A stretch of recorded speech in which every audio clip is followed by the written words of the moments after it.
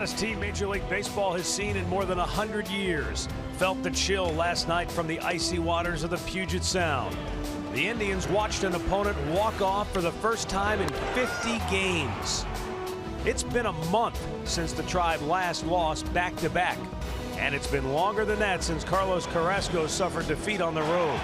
Indians-Mariners next.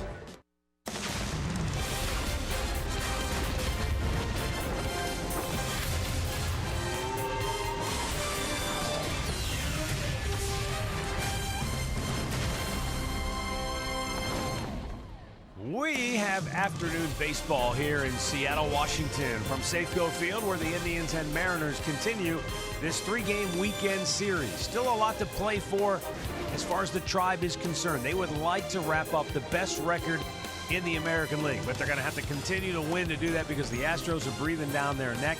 The Indians do own the tiebreaker head-to-head with Houston, but as I said, the Tribe's got to keep on winning baseball games. Hi again, everyone. Matt Underwood alongside Rick Manning. Last night, it's not that they lost, they just didn't hit. And Erasmo Ramirez pitched very well. The Indians didn't generate much against them. Tough to win when you only score one run. So the fact that the Mariners walked them off, not that big of a surprise. Carlos Carrasco gets the call for the Tribe today, and he has been special, especially on the road this year. Yeah, 10 wins on the road this year. He's 3-0 in the month of September, and Carlos Carrasco just likes to go out there for whatever reason. He's always been a good road pitcher, but you know, he competes. He's got an outstanding slider. He's going to come up here in Seattle and just try and cool them down. They had lost 6 straight before last night, but Carrasco, one of 3 Indians pitchers with 16 wins. Bauer went last night. He went 7 innings and gave up just the 1 run. Kluber will pitch tomorrow, and 3 pitchers with 16 or more wins for the 12th time in club history. You got to go back to 1956. Bob Lemon, Herb Score, Early Wynn. They all had 20 wins. It's another new look lineup for the Tribe today. Edwin Encarnacion will get the day off. And so Frankie Lindor, he's still in the lineup, but he'll be the DH. We'll have all the rest of it for you coming up in just a bit. When we return, Alan Jensen had the showstopper, Chris Iannetta and the Diamondbacks. They're about to wrap up a wild card spot in the National League, and Andre has more on Carlos Carrasco straight ahead. Cleveland Indians baseball is brought to you by WB Mason, the official office supplier of the Cleveland Indians. By McDonald's, I'm loving it. By your local Toyota dealers. Visit buyatoyota.com. Toyota, let's go places. And by Nature Stone, the only concrete solution.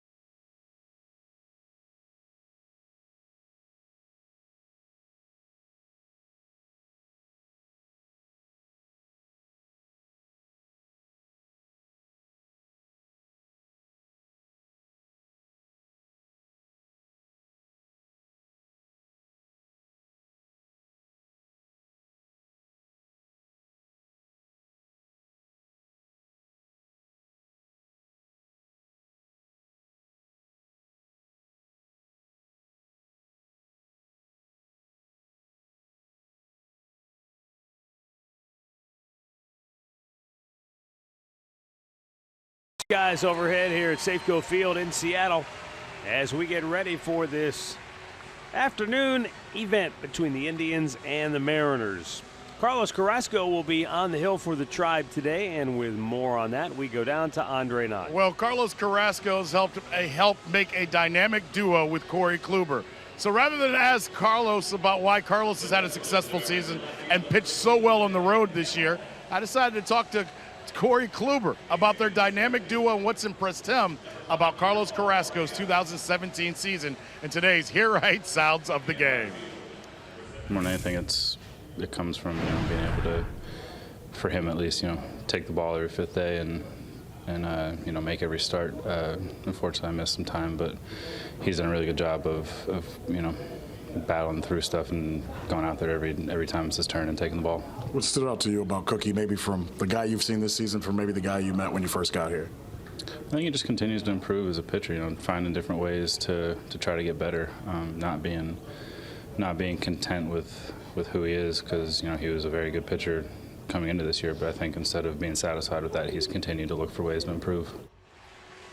And Kluber should know a thing or two about what it takes to improve. They feed off each other. That's the fun thing to watch when you watch this pitching staff work. All right, let's check out Andrew Moore, the starting pitcher for the Seattle Mariners today. He is our Northern Ohio Hyundai starting pitcher. Moore is making his 9th start today. First ever against the Indians. This is his 4th stint with Seattle this year. Came up September 1st. 1-4 with a 5.40 ERA, the 4 basic pitches he has. Indians didn't do much last night offensively. We'll see if this lineup can shake it up today. Brought to you by Progressive Insurance. Lindor will DH and lead off. Austin Jackson, Jose Ramirez. Jay Bruce will bat cleanup with Edwin getting the day off. Carlos Santana is 5th. Tyler Naquin starting in center field batting 6th. Then it's Gomes, Urshela, and Eric Gonzalez hitting 9th. First pitch to the backstop, and we're underway here in Seattle.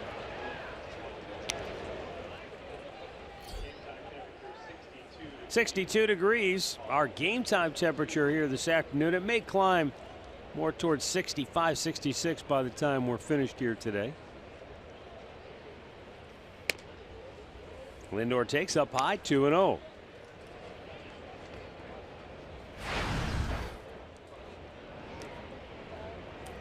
Moore works out of the stretch and just catches the outside corner for a strike.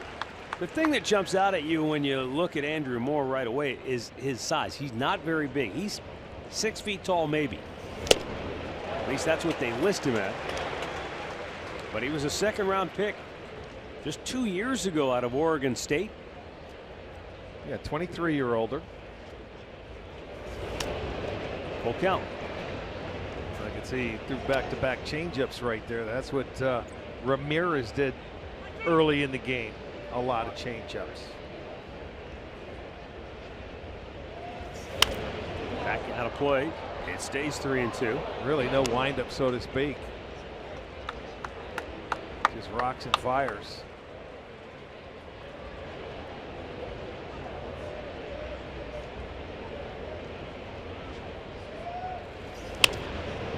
And Lindor fouls it off to the left. Frankie 0 for 4 last night.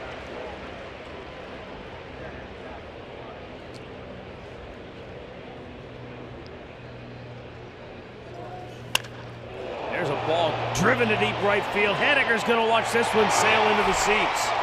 And the Indians on one swing of the bat take a 1-0 lead. Lindor's 33rd home run of the year. Yeah, he got on top of a heater right there. And Moore's a pitcher. He doesn't like to walk. He's only walked 8. He struck out 28, but that's the 14th home run he's allowed in his 55 innings of work.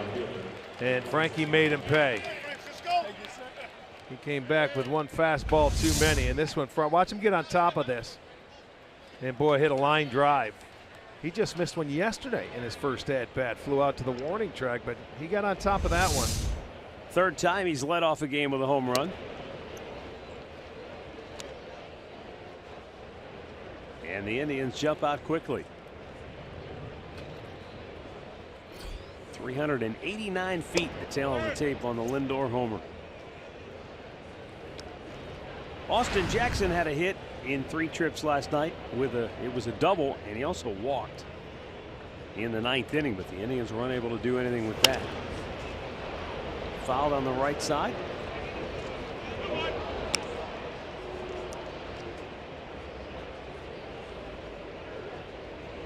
Andrew Moore was a highly touted high school prospect coming out of North Eugene High School down in Oregon.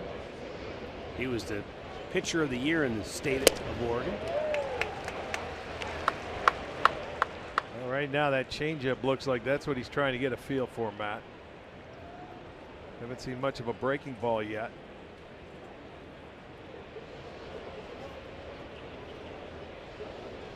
The 2-2. Line to right. And a nice catch made by Mitch Haniger for out number 1. Let's check the Mariners defense, brought to you by WB Mason. It's going to be Gamble in left, Heredia in center. Haniger is over in right.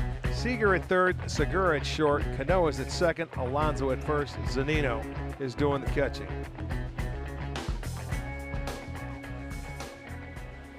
Greg Gibson has the plate today. Jim Wolf at first. Sam Holbrook, your crew chief, at second base. Quinn Walcott at third. Jose Ramirez with 1 out in the first inning. Takes ball 1. He was 0 for 4 last night.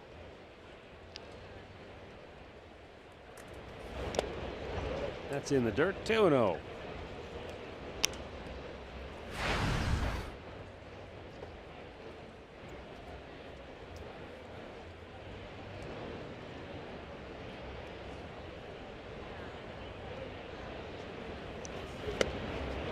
Way out in front. 2 balls and a strike.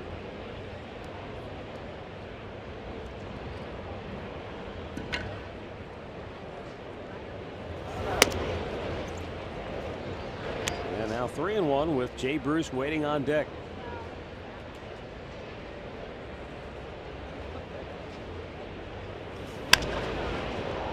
High slicing foul, and that will get out of play.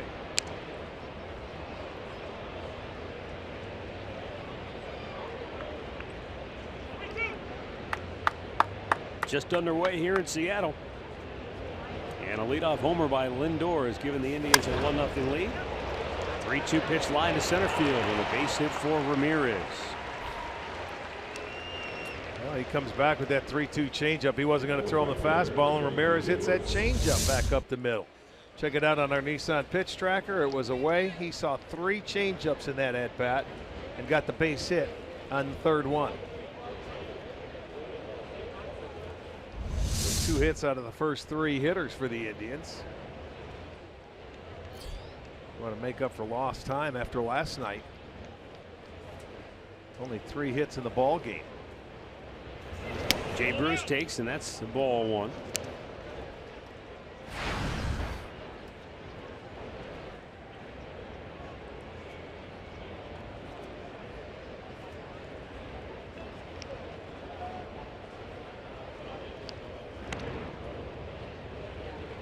Jose Ramirez, 5th in the American League in batting average coming into today's game.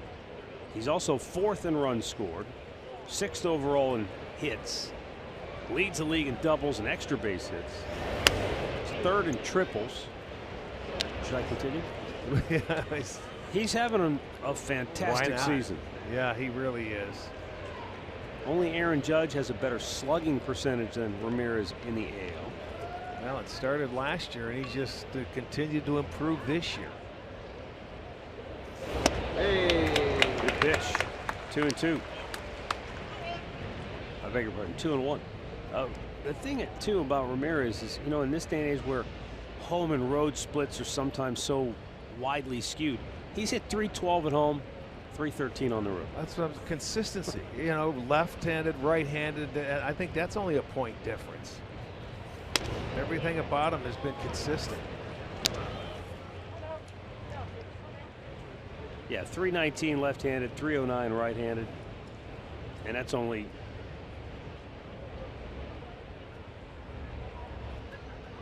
probably another hit or 2 would change those numbers. Put them a little closer together as well.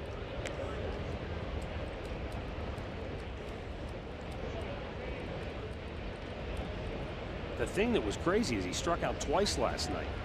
That is something you don't see from Ramirez. 3-1 pitch, runner goes, and Jay Bruce pops it up. Jose will have to retreat as Seager makes the catch for out number 2.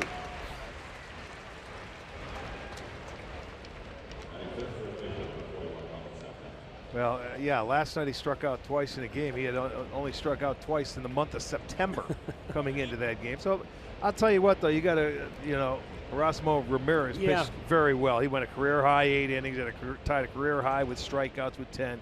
He had good stuff, man. He kept the ball down and he pitched well. So you have to give him credit. It's easy to say, well, the Indians, maybe they just mailed one in last night. They did not. You have to, you have to give credit sometimes to the amazing. other guy.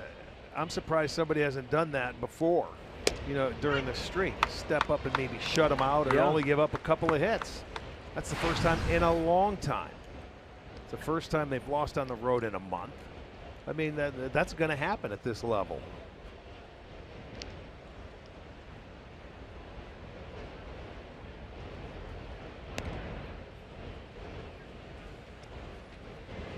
Well, the Indians lost in a walk-off last night. That hadn't happened in 50 games. The last time they lost on a walk-off was in Fenway. And it was Christian Vasquez with the game-winning home run in that wild 12-10 game. Santana booms one deep center field. Back to run it down is Guillermo Heredia to retire the side. But the Indians already making noise here. Leadoff homer by Frankie Lindor. 1-0 Cleveland. The Mariners are coming to bat.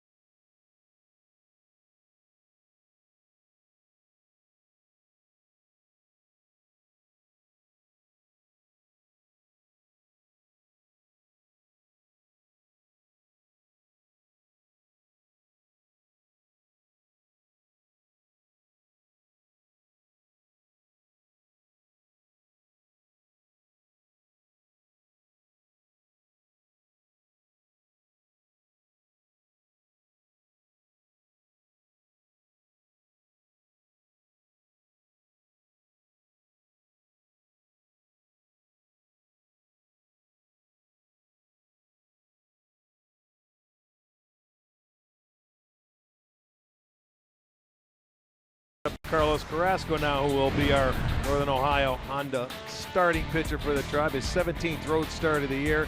10 wins on the road, only 2 losses in a fine 2.71 ERA. 2-2 in his career against Seattle, and he lost one earlier in the year.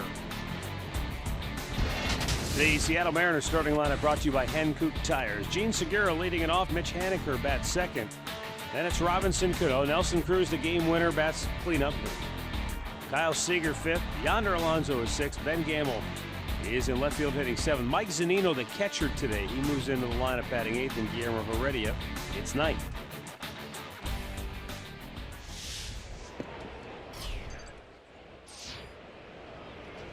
Gene Segura 0 for 4 last night, and Carlos Carrasco goes right at him with a fastball strike.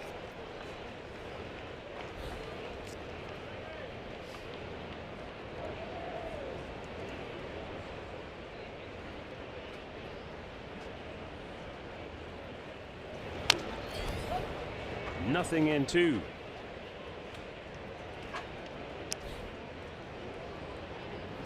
Yeah, Carlos started against Seattle back end of April, the 28th. He went 8 innings, gave up 6 hits and 3 runs, and they ended up getting beat that day 3-1.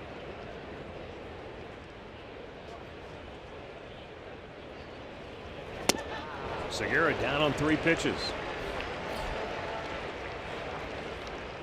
Let's check out the Indians defense, brought to you by Ram. Behind Carrasco today looks like this. Jackson is in left. Naquin gets the start in center. Bruce over in right.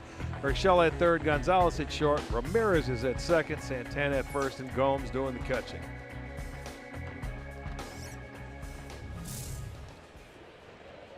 Mitch Haniger 1 for 4 last night.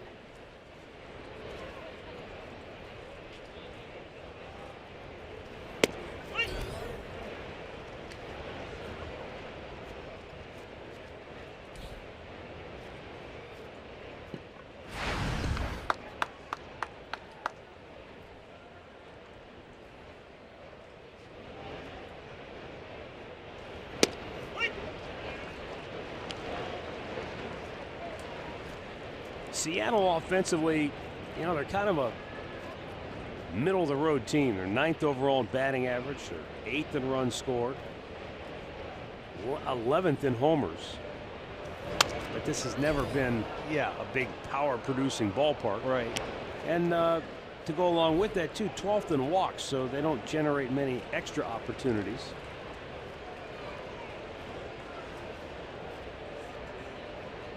Scott Service, their manager.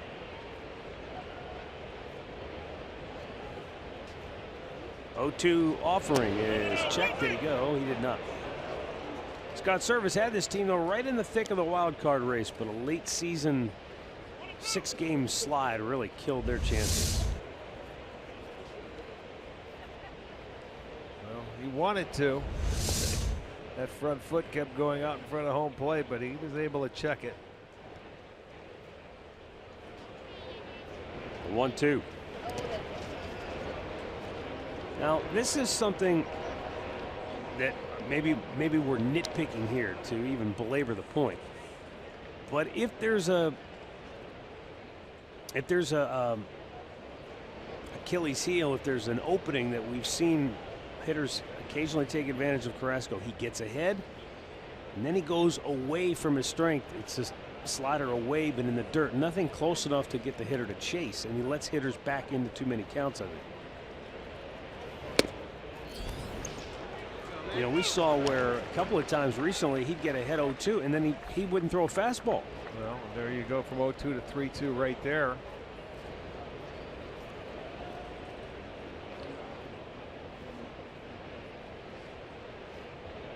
Gomes calls for the fastball.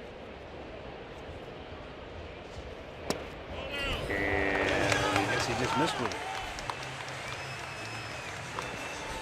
So now you got a 1-out base runner after he had him down 0-2. Storylines brought to you by Wayside Furniture. Giovanni Urshela making a case to be the Indians' third baseman come playoff time. And the big boys in the middle of the order for Seattle against Carlos Carrasco, the story today.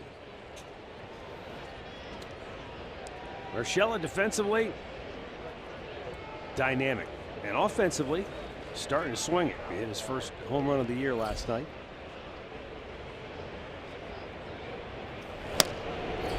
Cano goes after a high fastball, and it's strike 1.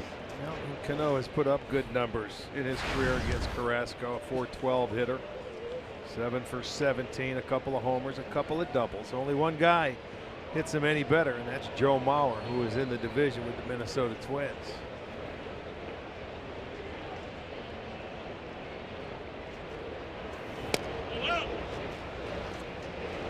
One ball, one strike.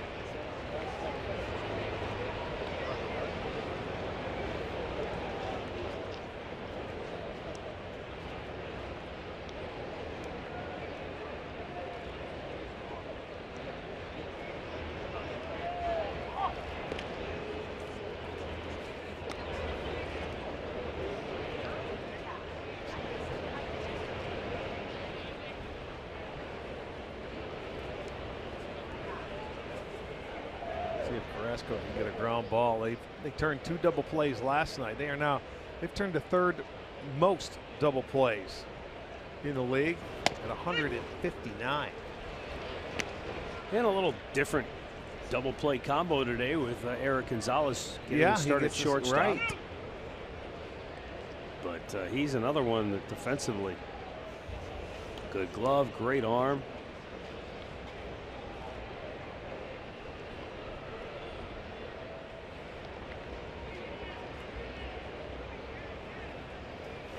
Swing and a miss. He strikes him out. 2 down.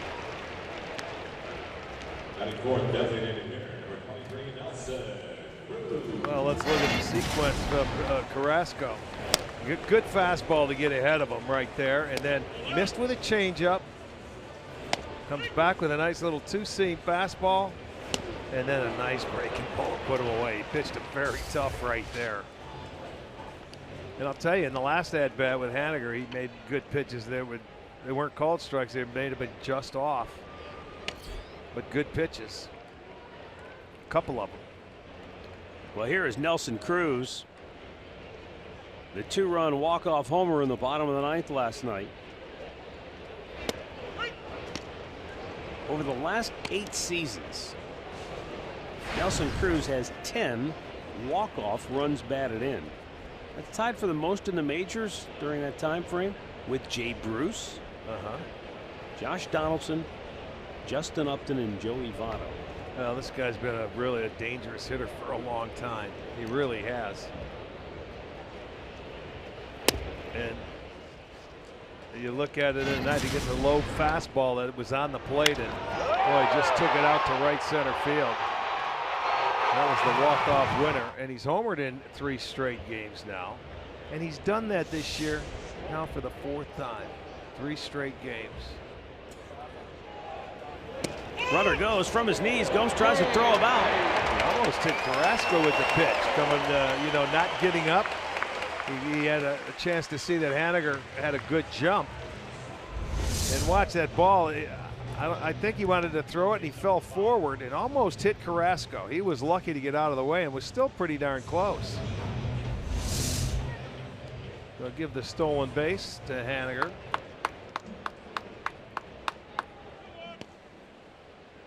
A runner in scoring position for Seattle with 2 down.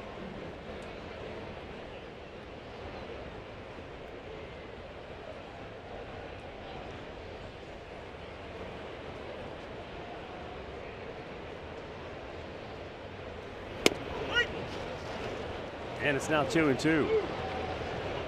Carrasco thought he had strike 3. Is that why he was walking off? He thought it was strike 3. Lost track of the count. Yeah, he did. Throws a nice pitch, and there he goes. You see that a lot on stolen bases where guys don't, they focus on the catcher and they lose track of what that was called. Very well could be. Maybe thought it was called a strike. I'm sure he did, or he wouldn't be walking off. 2-2. Swung on and missed. It didn't take him long to take care of business. Carlos Carrasco strikes out 3 here in the 1st. And after an inning, it's the Indians 1, the Mariners nothing.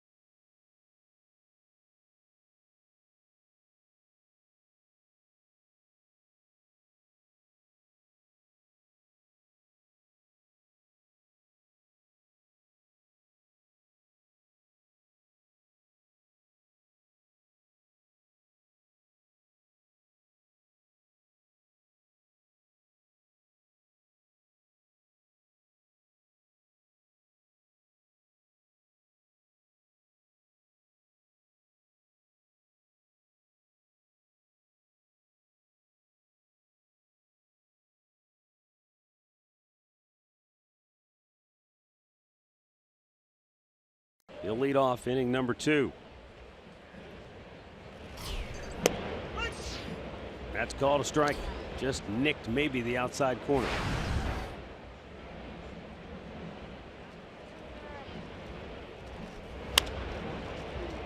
Oakland punches one toward left field. That is going to be caught by Gamble. He ran it down for out number 1.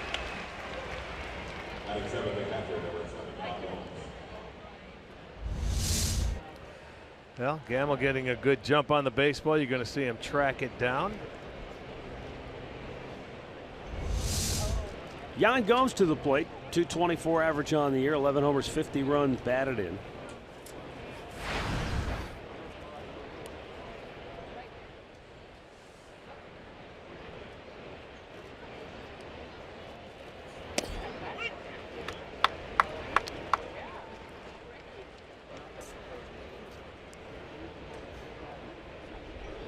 Over the last month, Gomes has batted .263. And in those 15 games, he's hit 3 homers, driven home 10, and has scored 9 runs.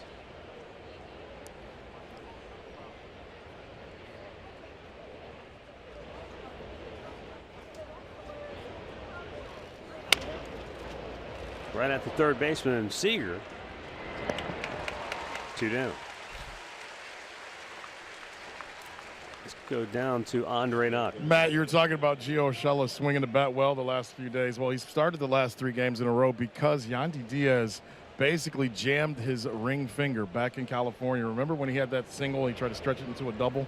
When he slid into the bag, he jammed his middle finger. He's available to pinch hit today. Tito would like to get him back in the starting lineup tomorrow if the finger feels okay. All right, here's Gio Urshela, who takes a strike, and we've seen it. It's a story that repeats itself over and over again. With injury, there is opportunity for someone else, and Urshela is trying to take advantage of that.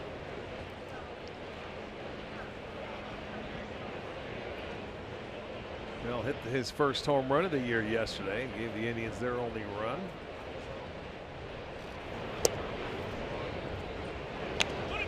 One ball, 2 strikes with 2 down in the second, and the Indians up 1-0.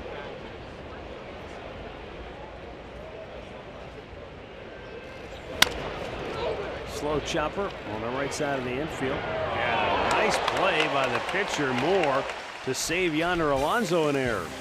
Almost threw it behind him, but makes the play, and the Indians go 1-2-3.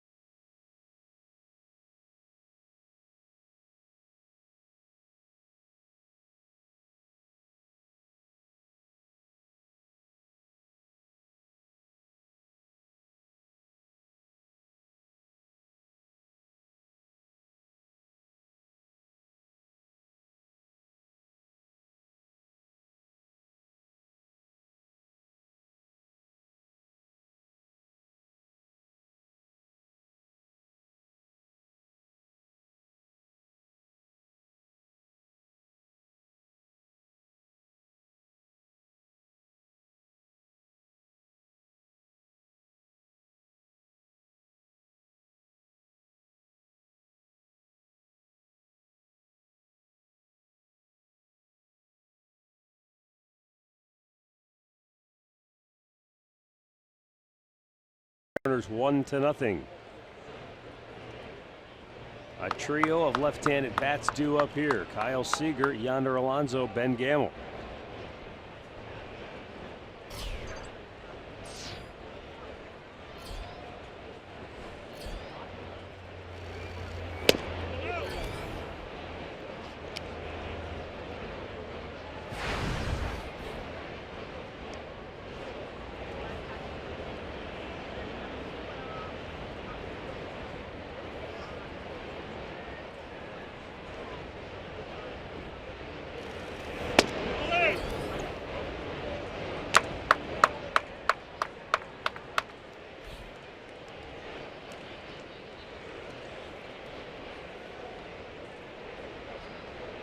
Kyle Seager 1 for 3 last night. And one hit was a double. And it led to the tying run. It was a ball hit right down the line at first, and Carlos Santana had to go off the end of his glove. Yeah, he pulled that ball, went right over the bag, and that's why they have that big shift 3 over on the right side with Ramirez very deep in the outfield.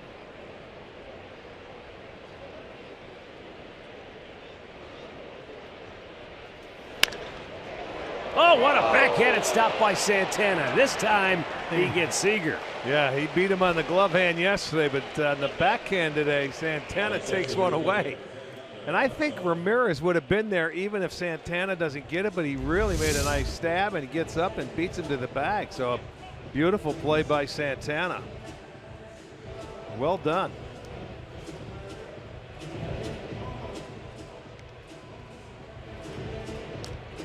So one away for Yonder Alonso.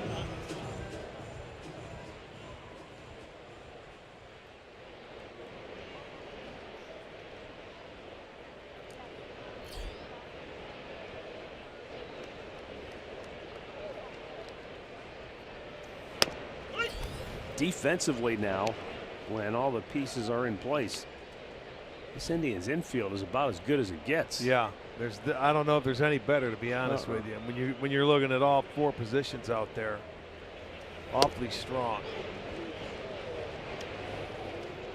Turning the double plays, he's really solidified the second base position over there. The way he can, with his range and turning double plays, and when you have Urshela at third base defensively, he's pretty sharp too. How about the plays he made in Anaheim the other day? I know. Now Ramirez gets to flash the leather. And he throws out Alonso, 2 down. Well, we know that going into the postseason, Corey Kluber's your ace. Carlos Carrasco is going to be the second starter. Trevor Bauer is going to be number 3. And who starts after that is still up in the air. We now know who it will not be. At least one guy has been eliminated from that competition. Andre Knott has the story. Yes, you're right. Mike Clevenger has been eliminated from that process. He today starts out in the bullpen. Tito says this wasn't because he did anything wrong. If anything, he wants to use Mike Clevenger more. He wants to use him, and this is Tito's word, as a weapon come the playoffs. He said that he would use him early. He's willing to use him late. He's willing to use him in the middle of the game. I think this also plays into the situation with Andrew Miller. They don't know how they'll be able to use him in the playoffs. They know they'll have him, but they want Clevenger out there to be a weapon that they can use at any point in time. Now, Tito did say if something happens in the next week, they still have enough time to put him back in the rotation. But right now, Mike Clevenger will be your weapon out of the bullpen during the playoffs and for the next week. The 1-1 pitch. And, you know, the way that the schedule kind of plays out, there's not a huge need for a number 4 starter, at least early in the postseason process. As you advance, you might need somebody. Well, the key is he'll have to keep him sharp with some innings on this last homestand. You know, the guys that are going to be not in that rotation or pitching as much, and they're trying to get their rotation set for the playoffs is what they're doing. And Jose Ramirez will throw out Ben Gamble. So 3 ground ball outs to the right side. And Carlos Carrasco has a 1-2-3 inning.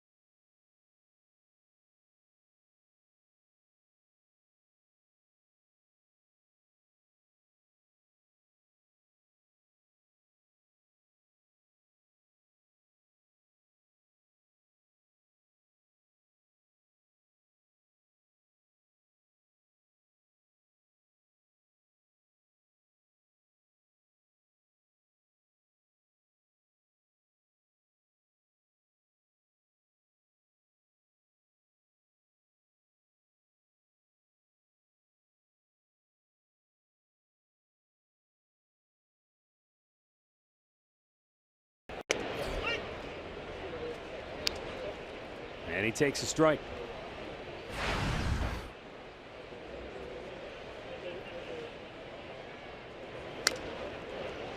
Foul, third base side. Eric batting ninth today.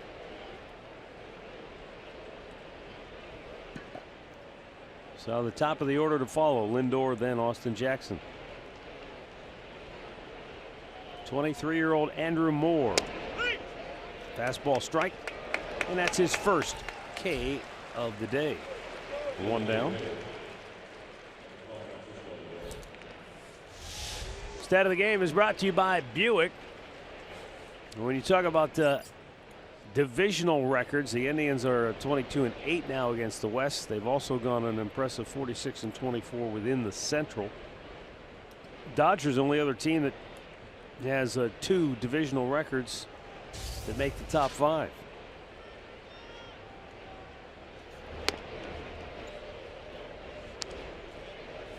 There's a lot of fastballs and changeups the first at bat to Lindor. Now he starts him off with a breaking ball, but falls behind.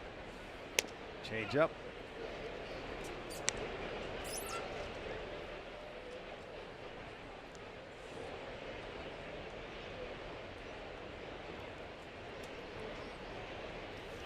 There's a line drive right field. That's going to get down. That's going to go all the way down into the corner. And Lindor on his way to second base. The ball got lodged under the sidewall there, but it's a double for Lindor, and that's number 41 on the year, and he's 2 for 2 with 2 extra base hits. Well, a count in his favor, and he comes back with another fastball. He tried to throw it in off the plate, but Frankie a little too quick for him in there. Drills it down the right field line. So the 2 hits have been extra base hits, or out of the 3. And Frankie's hit a pair of fastballs off him. And with 1 out, Austin Jackson to the plate. Tried to go the other way his first time up, hit a line drive to right. And Mitch Haniger with a nice running catch.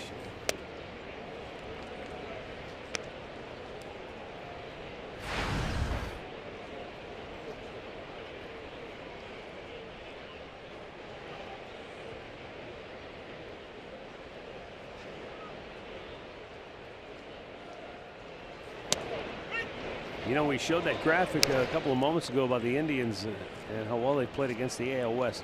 Not only this year, but since Tito took over as manager, they're 101-62 against the AL West. No team's had a better record against that division. Yeah, that's. Wonder what how do you figure that one out? It's hard to.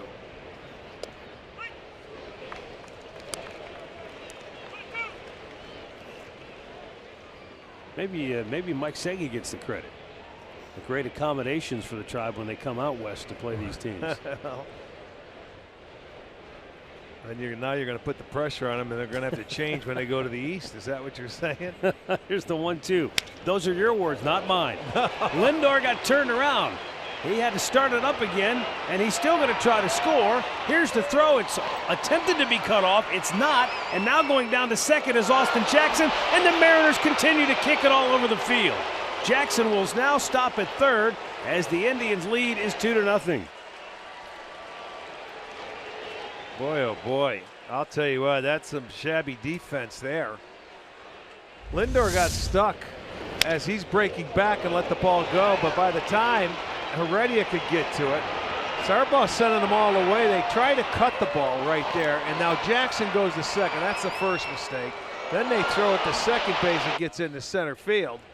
There's a throw coming in, and it short hops the cutoff man or the relay man, and then Zunino tries to throw it back out. It's past Cano.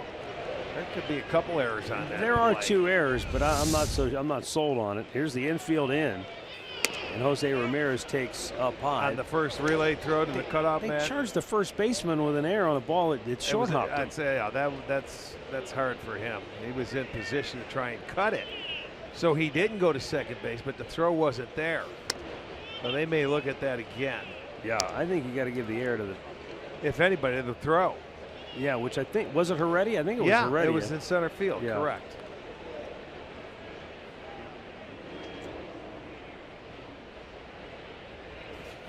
Up high, and it's 3-0 for Ramirez. Don't know if he wants a part of Jose or not. He had to change up his first at bat for a base hit to center field. The infield is in, trying to cut the run off at the plate.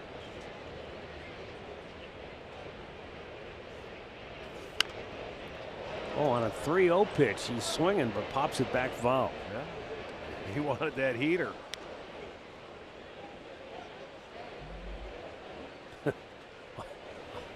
A near smile crosses the face of Jose Ramirez.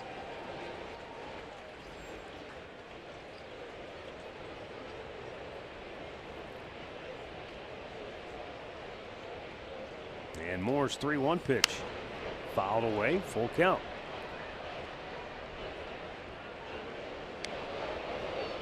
So consecutive hits here in the third inning. Plate a run for the Tribe, and now because of the errors, a chance to add a run if Ramirez can at the very least get a ball to the outfield here.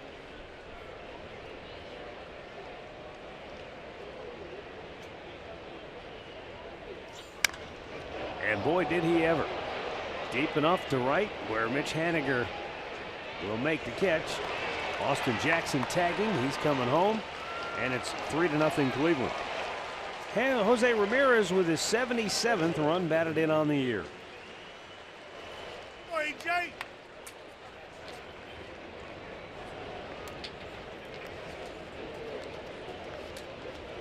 And with 2 down, Jay Bruce to the plate. So they make the errors. They make them pay for it. They give them an extra run. And the one thing you don't want to do is give the Indians an extra run.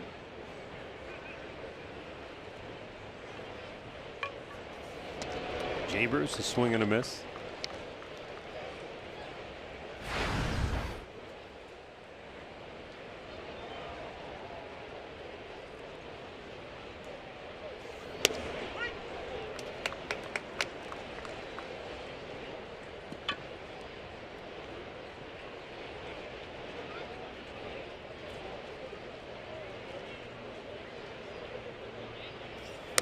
Up high, 1 ball, 2 strikes.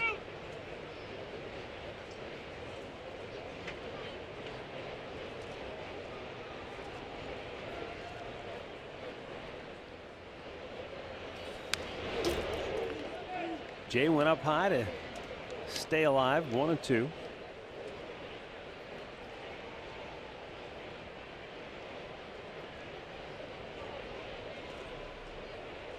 Andrew Moore delivers, and it's a little bit outside, 2-2.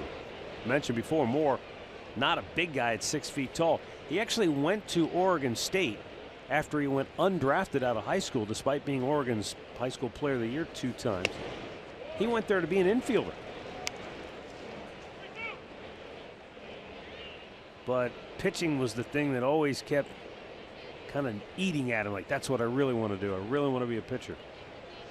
3-2 delivery, and Bruce goes down swinging. So some shabby defense cost the Mariners here in the third. The Indians, with a couple of hits and a couple of runs, now lead it 3-0.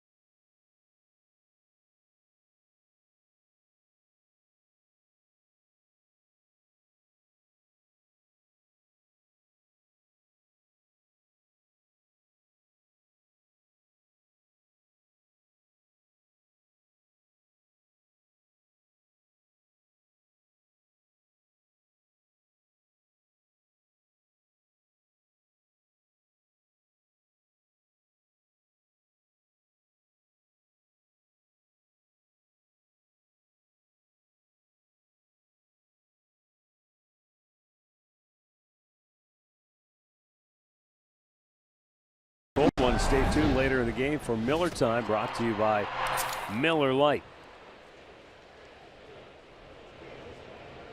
Picturesque look at Safeco Field here in Seattle, Washington.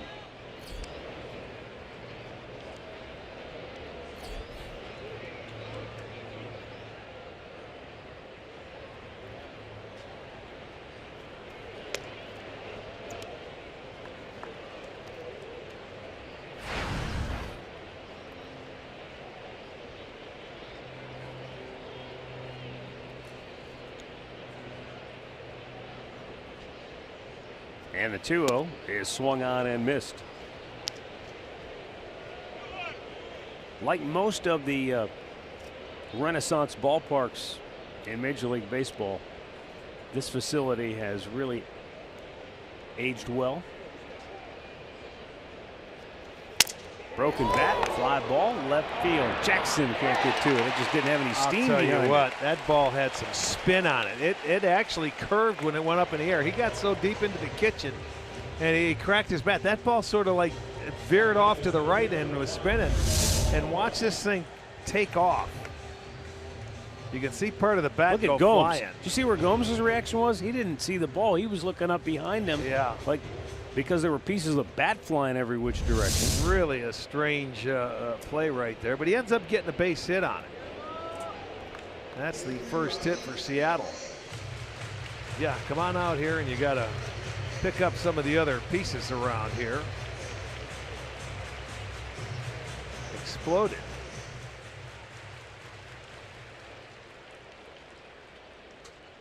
Guillermo Heredia now.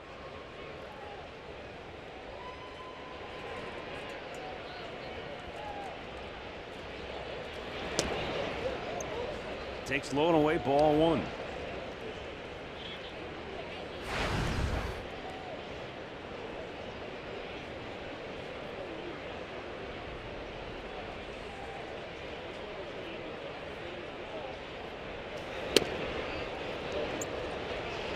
Even though Safeco Field opened 17 years ago, a lot of folks locally here still refer to this as the new ballpark.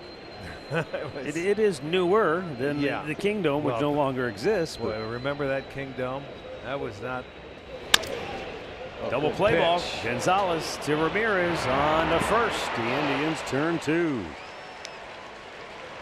160th double play. Nicely done. Good pitch. Exactly what you're looking for. He's going to get a pitch on the tops, hits on the ground right at your shortstop. Easy underhand flip to go 6-4-3. And the 0-2 for 1 ball.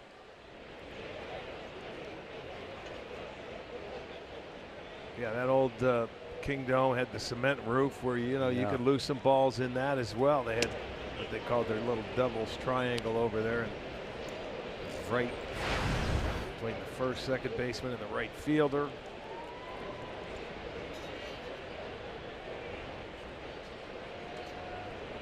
The 1-0 pitch. Smashed in the left, and Gene Segura has his first hit of the series. And it keeps the inning alive for Seattle. Well, you would have been a youngster. You probably helped break in the old Kingdome, right? 77. Yeah, it opened right after you got to the big leagues. Yeah.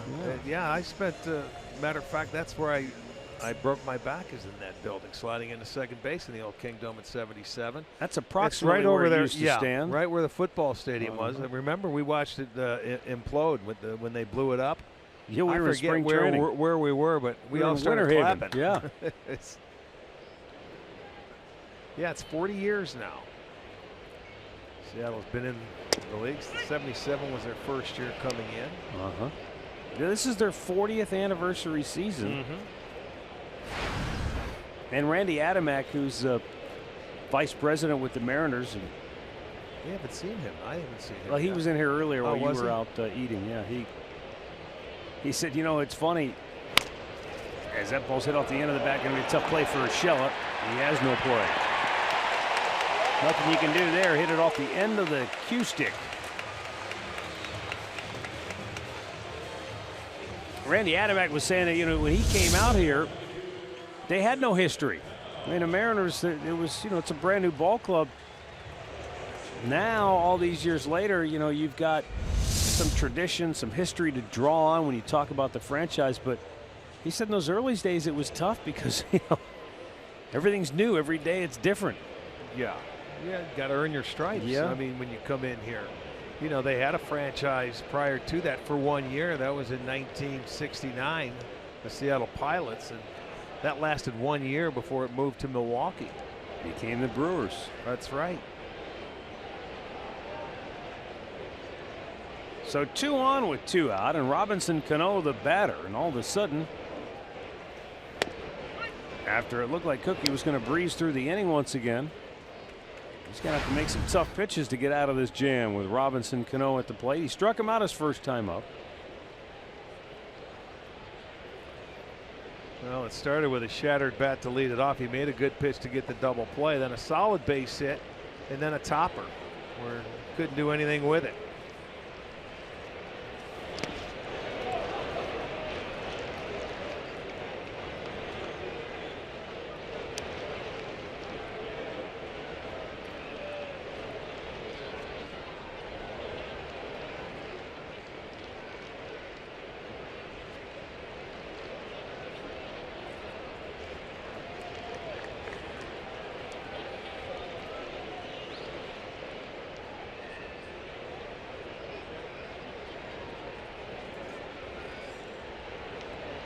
The 1-1 pitch.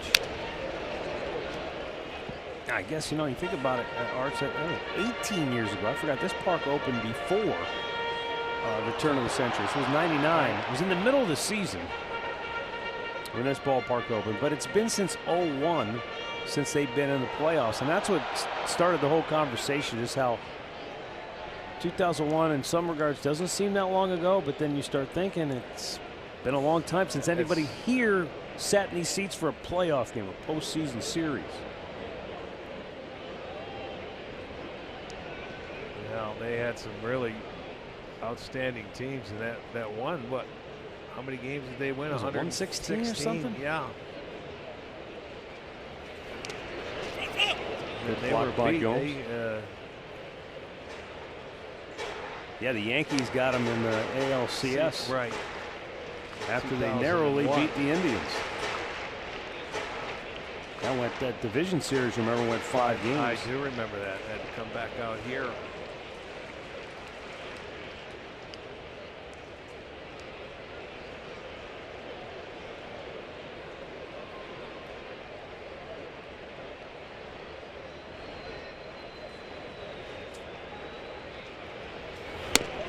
He went up the ladder and struck him out with a good fastball. So the 4th strikeout for Carlos Carrasco ends a Seattle scoring threat. And after 3, it's Cleveland 3, Seattle nothing.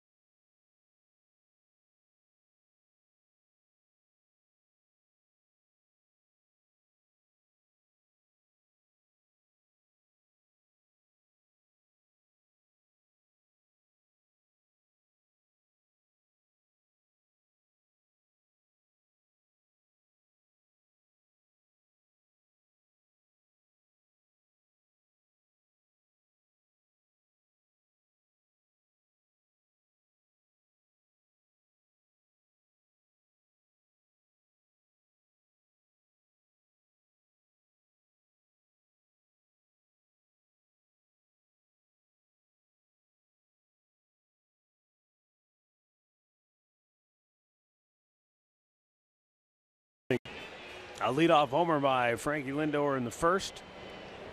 And they tacked on a couple of runs in the third. Now Carlos Santana, Tyler Naquin, and Yan Gomes due up for Cleveland.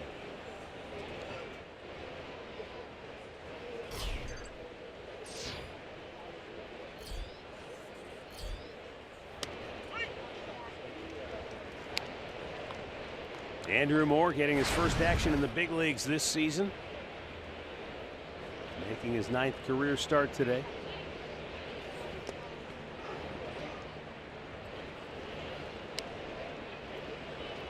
He was the Mariners minor league pitcher of the year a season ago.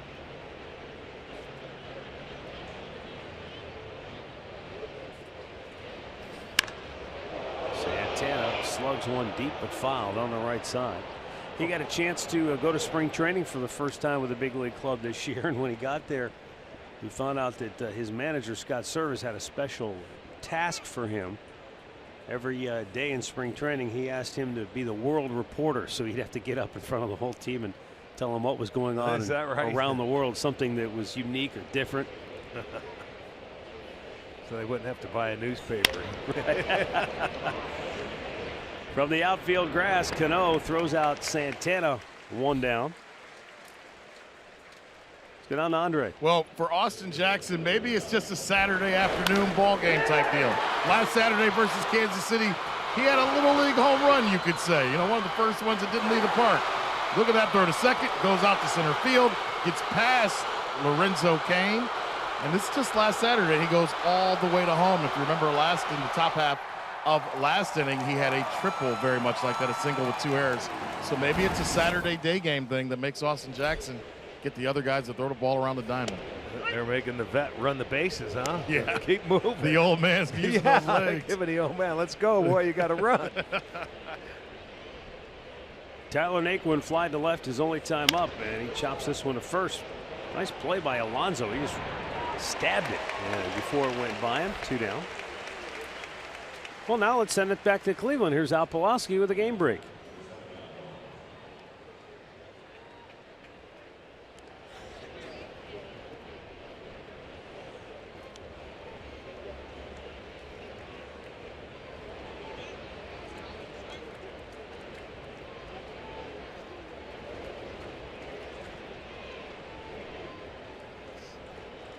Thanks, Al. Now let's send it to Jensen Lewis on a kayak out on the Puget Sound. Well, Arizona got a cruise right there, but it's tightening. Colorado still had a lead. What, a game and a half?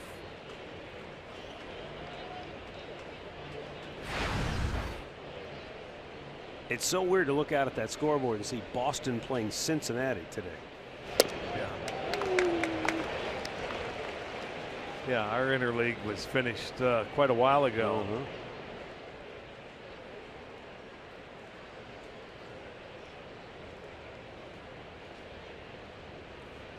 Yan Gomes spanks one to left.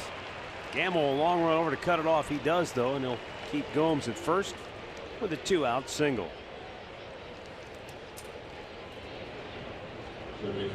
Well, he hangs a curveball to Yan Gomes, and he takes advantage of it. Boom, smacks it into left field. That's hit number 5.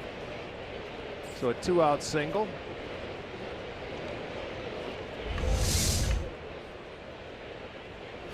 Giovanni Urshela grounded out.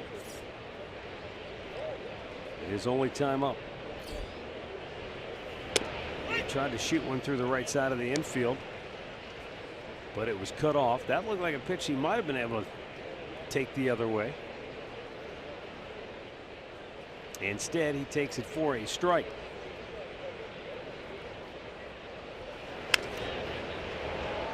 Back out of play. It's 0-2.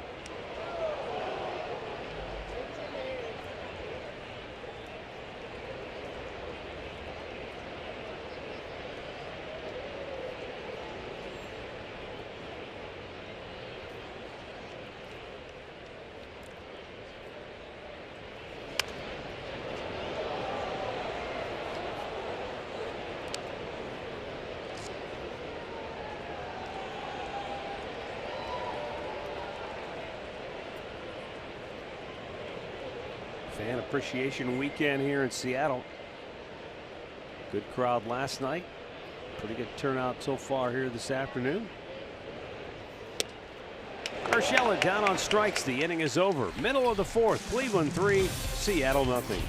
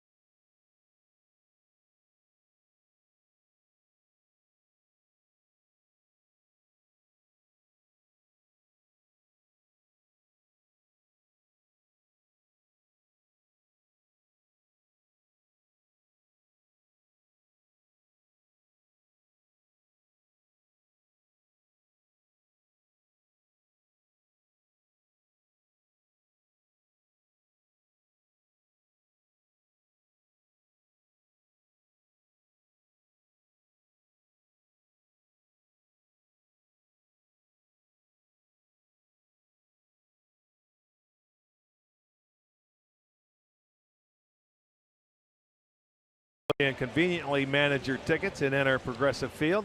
Plus, you can unlock special offers from presenting partner KeyBank and more, and skip lines by gaining access to our mobile-only gates. Just visit Indians.com to learn more.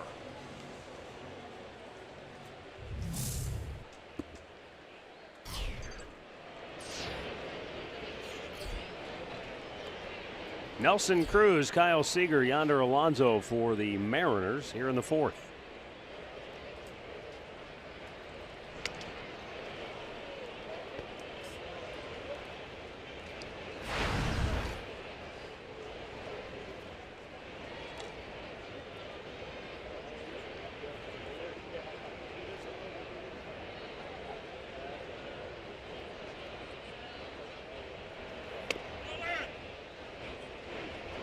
Two balls, no strikes.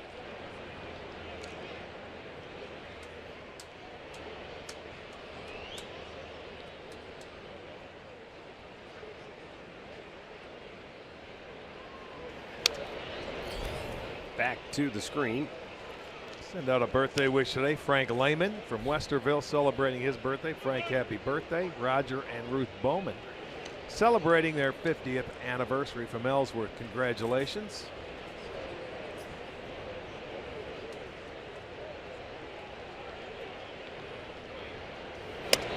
In off the plate, 3-1.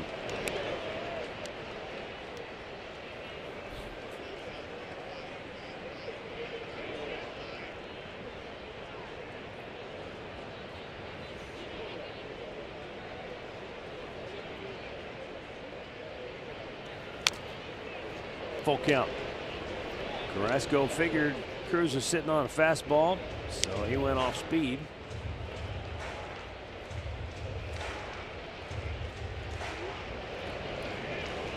Hard to tell with Cruz. Last night he was sitting on curveballs for Trevor Bauer. If you make a good breaking ball, you don't hang it. He crushes hanging breaking balls. He hit a good low fastball last night. You got to try to elevate the fastball above the belt, but then the breaking ball has to be down. Right field, Jay Bruce, long run over near the line. He can't get there. It's going to drop for a foul ball. Well, coming in, he knew he was getting close over to the seats. I mean, and all of a sudden, it looks like he sort of short arms it, but he knew he was getting to the seats. You see him sort of hesitate and pull up because there's that little angle down there. It's not your home ballpark. I don't know how many games he's played out here in right field. I don't think it's a whole lot, if any. but that ball, no play. You know, even if you're an American leaguer, you get 3 games here a year unless you're in the division. That's what I'm saying. It's not an easy thing to do. It's not your home ballpark.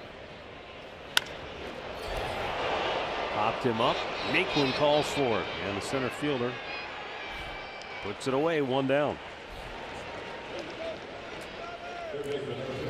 The great clip of the game from last night is the job Trevor Bauer did. He went 7 innings. He gave up 5 hits, and he only gave up 1 run. And I know it was an earned run, but you could have made a case it could have been an unearned run. Walked 3, but he struck out 6, 116 pitches.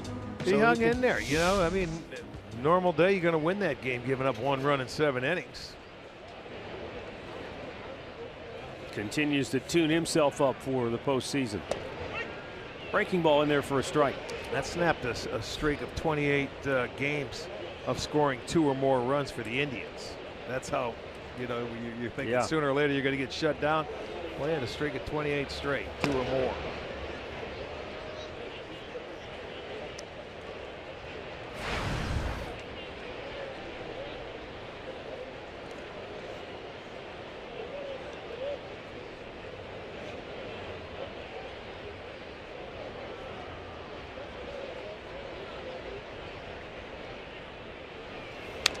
Out of play.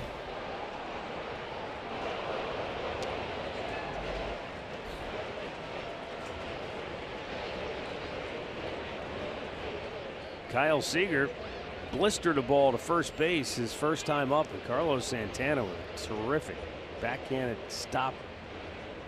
Take a hit away from him.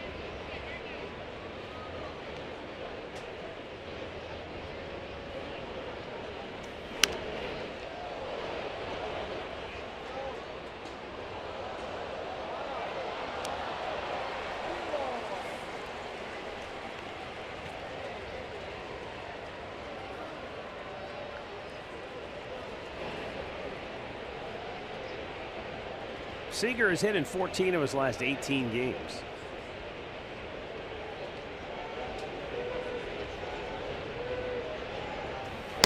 And you mentioned before how Nelson Cruz has hit homers in 3 straight games 4 times this year. Yeah. He's done it 3 times. Well, you know, that's what I'm sorry, twice. You get contagious, you know, when you get on a roll. They seem to come in bunches. Especially with your legitimate power hitters. You know, we've witnessed it. Seager had a homer in 3 straight games in July, and he did it earlier this month also.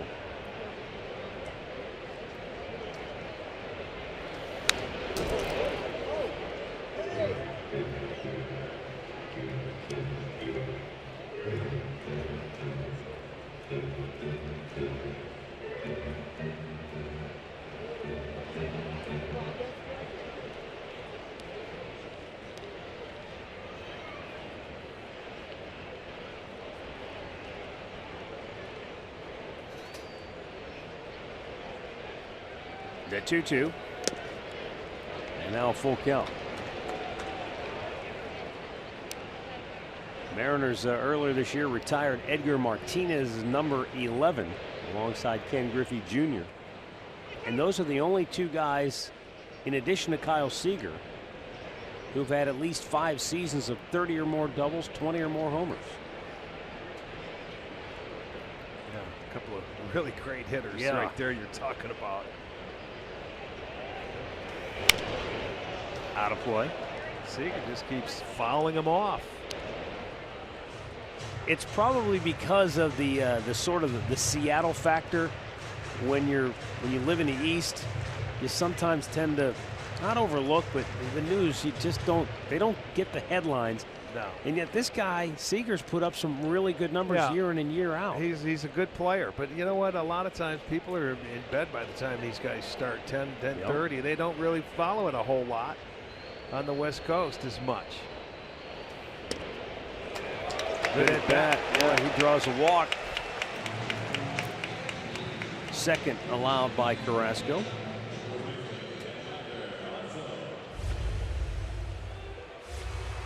And it will bring up Yonder Alonso. Yeah, you talk about this Mariners club, and you just think about the time because, you know, they're in the West, and you know, we flew up here from California, which is about a 2-hour and 15-minute flight. Their shortest flight when they go on the road is to Oakland, and that's a 2-hour flight. Yeah. So they are on that bird a long time. Throughout the course of the year, they travel on off days. You know, it's a rough way to go. You know, after today's game, they'll embark on their last road trip. They ended up in, I think, Los Angeles. Go to Texas and then LA. But I don't think anybody in baseball flies more miles than the Seattle Mariners.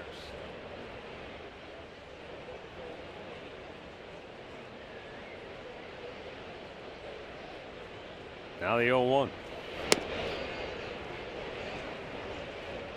Alonso came to Seattle back on August 6th. So, yes, after the trading deadline.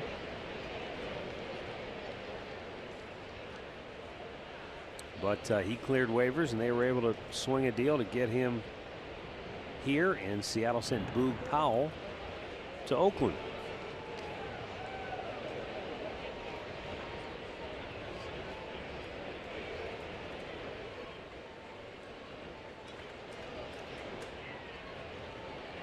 Alonso made his first All-Star team this year with Oakland and was having a terrific season. Snap throw to first, but Seager able to get back.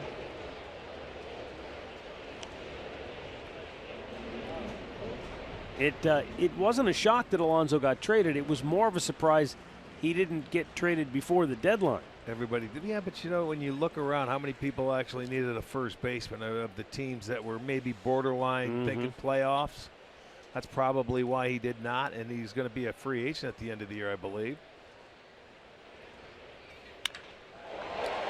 To right field, Jay Bruce makes the catch, and back to first is Seager, 2 down.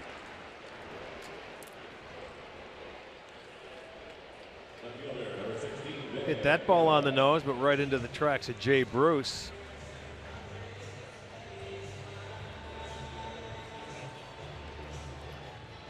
Now here's Ben Gamble.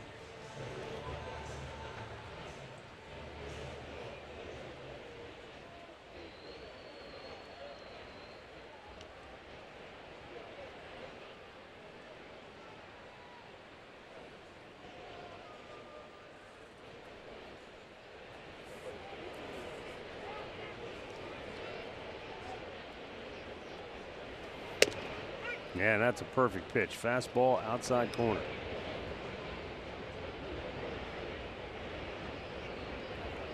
Look at the Seattle outfielder, and all three of them, Gamble, Heredia, and Haniger, all rookies this year that played a lot of baseball for this team. Gamble 119 games, Heredia 102, Haniger 87.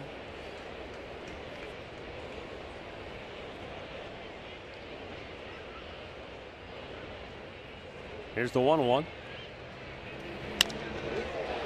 And that's going to get down. And it will be cut off by Naquin. Into third is Seager, and they're going to hold him there. But the double by Gamble has Mariners at second and third with 2 down. Throws that slider down, and it gave him a little out over the plate, but the left-hander stayed down nicely through that baseball. Naquin cuts it off, and they're going to have to hold Seager up at third base. Couldn't take the chance of sending him right there, so they hold him up. But with 2 outs, they have an opportunity. They're going to have to get a base knock, and it's Zunino who's going to have to do it. Well, this guy's been a good hitter, Gamble. I mean, we talked a lot about Lindor's had a 13 and 2 12-game hitting streaks. Gamble's had 3 10-game hitting streaks this year. That's what I'm saying. The rookies, some of their outfielders, they've had some nice spurts throughout the course of the year.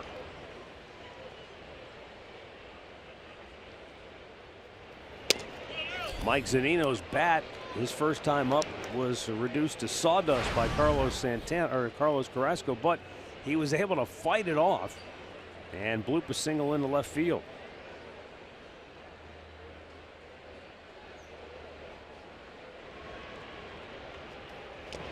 Chased one in the dirt, 1-1.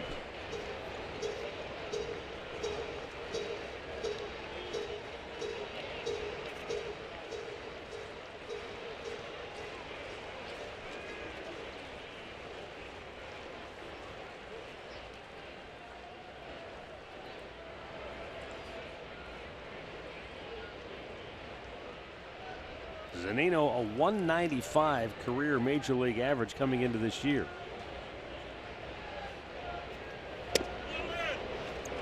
So the fact that he's hit 246 with 23 homers, 59 runs batted in is a huge step in the right direction. They really felt that this guy was going to be a good player when they drafted him.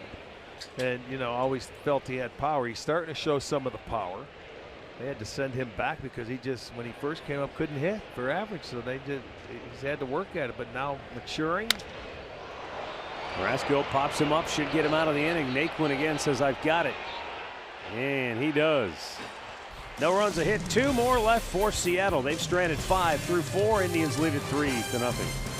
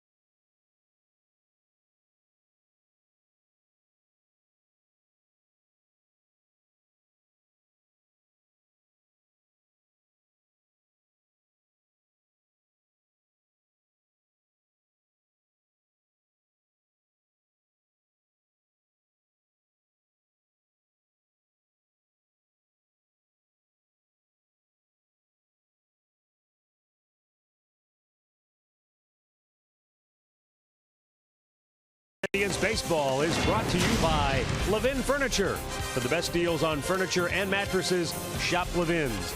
And by your Northern Ohio Honda dealers. Made in Ohio, Ohio proud.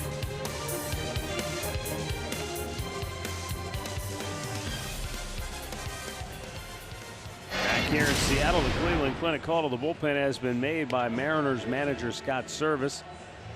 He is tabbed left-hander Marco Gonzalez, who's also made 7 starts this year. Yeah, he's been in between a couple of relief appearances, starts. His first win came as a starter when he pitched against the Texas Rangers, went 5 innings, gave up 3 earned runs and struck out 6.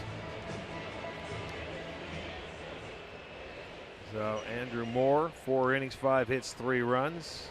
No walks, 3 strikeouts, and allowed a home run.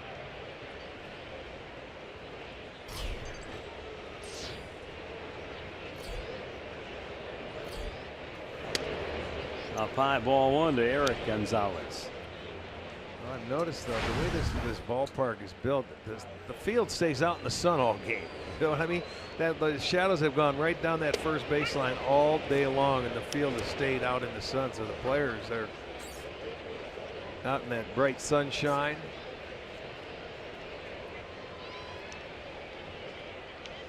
Now the 1-1. Right field. Back goes Haniger and makes the catch. 1 down. Let's go down to Andre. Thanks, Matt. Well, today was supposed to be an off day for Francisco Lindor, but with Terry Francona trying to get days off, he basically told Tito he wants to keep swinging it. He doesn't want a day off yet. So they basically agreed to let him DH. So far, it's not off to a bad start. He's got a home run and a double. I asked him, has he ever DH'd before? He said no, but he said, I don't want to sit down. I like how I'm swinging a bat. And he goes, I told you, I don't want any days off. Tito keeps telling me he's going to sit him down at some point. Right. But he said that in Anaheim. He hit a 3-run homer that won the game, and so far he's got a home run and a double. I was going to say, the last time he was giving him a day off, he hit the 3-run homer. He's going to give him a day off October 2nd. I was going to say October 5th, he should give him an off day and let him go out there and do something. Well, you can't blame him, man. he's an everyday guy. The way he's swinging it. In September, he's having. I don't blame him for not wanting to come out. I mean, he's pushing it, man. He's getting after it. He doesn't look tired. Over 40 doubles, 30 homers, over 10. He's having a special year. And you're right, because sometimes you'll see a guy ride maybe a surge of adrenaline when he's really gassed, but the adrenaline carries him. I don't see that with Frankie. No. I think we talked about it before. A little more experience. Getting deep into October last year has prepared him more for what he knew was ahead of him this season. Yeah, he knows what he has to do, and he's by far tired. I mean, maybe a mental break, if anything. Physically, he's fine. 2-2. Full count.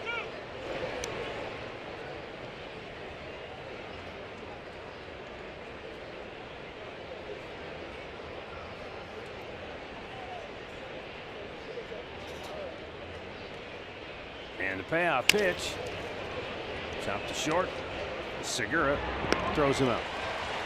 2 down. Well, this postseason, get ready for baseball excitement, drama, and thrilling plays. The 2017 Major League Baseball postseason will begin October 3rd. Go to MLB.com/postseason for a full schedule.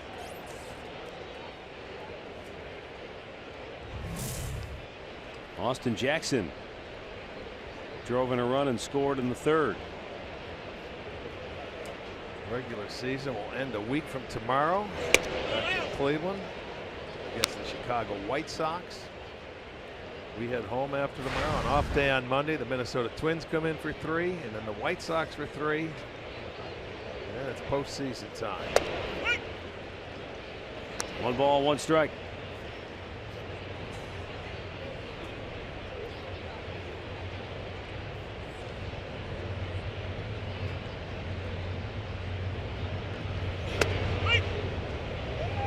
Marco Gonzalez out of Fort Collins, Colorado. Went to Gonzaga.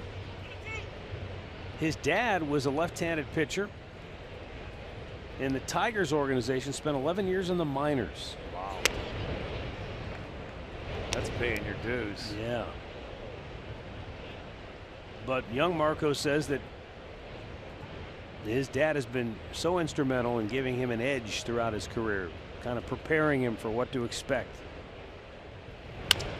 Line toward left field, and it's in for a base hit. Austin Jackson with his 2nd hit of the afternoon.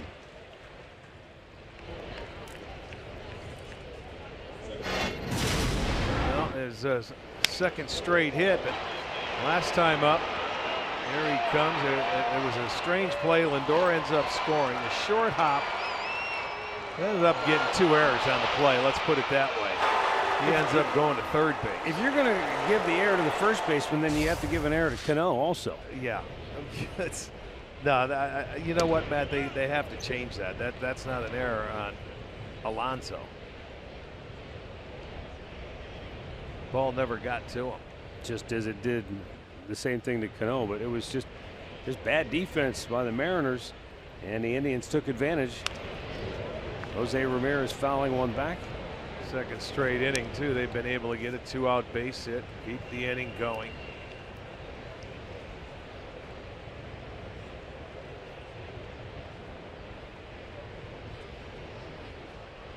They have 96 errors as a team this year, which is rated 10th in the league.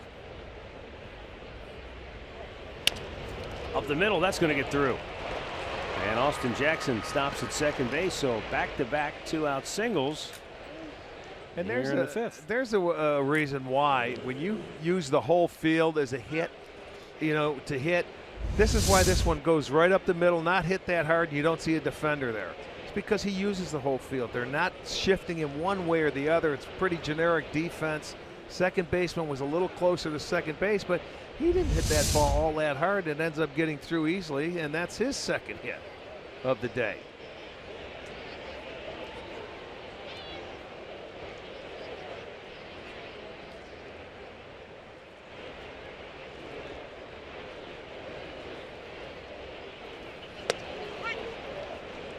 Jay Bruce takes a strike. Lefty-lefty matchup here. Jay 0 for 2 on the afternoon.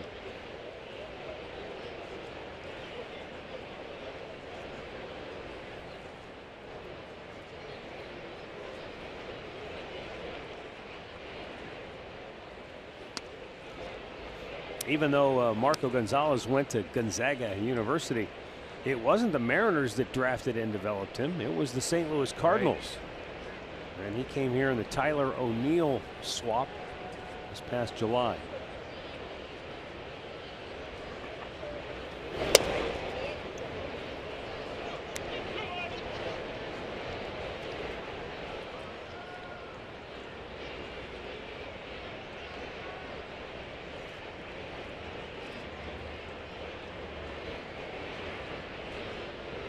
Two-one pitch. Jay swings and fouls it left side.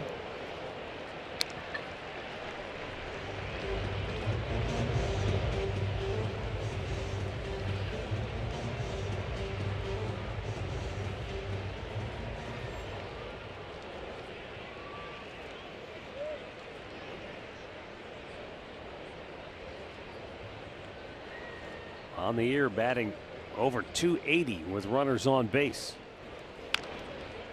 Oh, he fouled that one out of his instep. And for the season, a 290 hitter with runners in scoring position.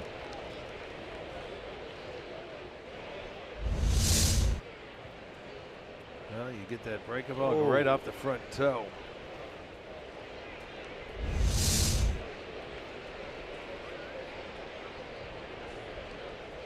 Three 3-0 Cleveland, but a couple of runners out there with two down.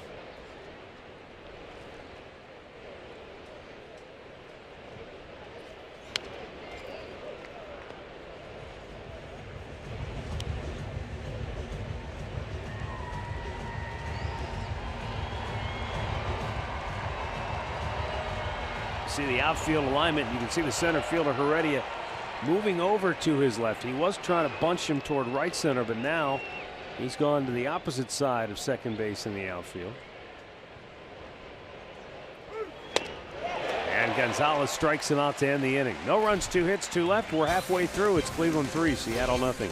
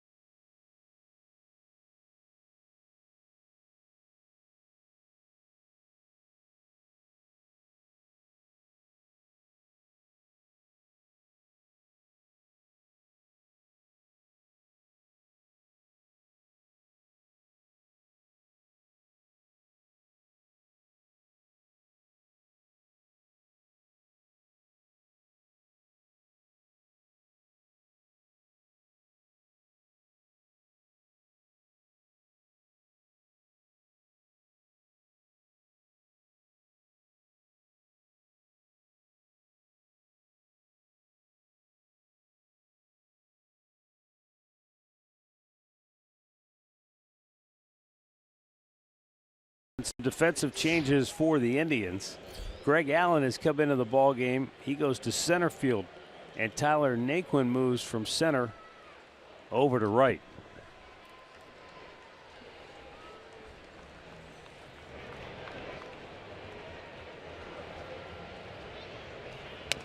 Don't know if that was the plan all along, or if maybe that was a reaction to the ball that Jay Bruce fouled off of his not sure. Right leg. Well, I can tell you guys that he talked to both the trainers after he came out, and Tito it seemed like Tito was just being cautious. Yeah. Asking him about the foot. Then he talked to him. He didn't want to come out of the game. Matter of fact, Naquin didn't even know he was going to right field till he got about halfway out It seems like this is just a team being cautious, making sure he's okay after hitting that ball off his foot. Well, you got a 3-0 lead. Throw some defense out there and give him a half a day. That one fouled off of Yan Gomes. It's the one off the toe, I'm sure. Oh, that was actually off the shin. Yeah. So he'll be able to go in and ice it down now. Not to worry. And believe me, that is first and foremost on Terry Francona's mind. Yes, he would like to get the best record. Yes, you want to set up your pitching. He wants to get through the last remaining games healthy. Yeah, this last week, absolutely.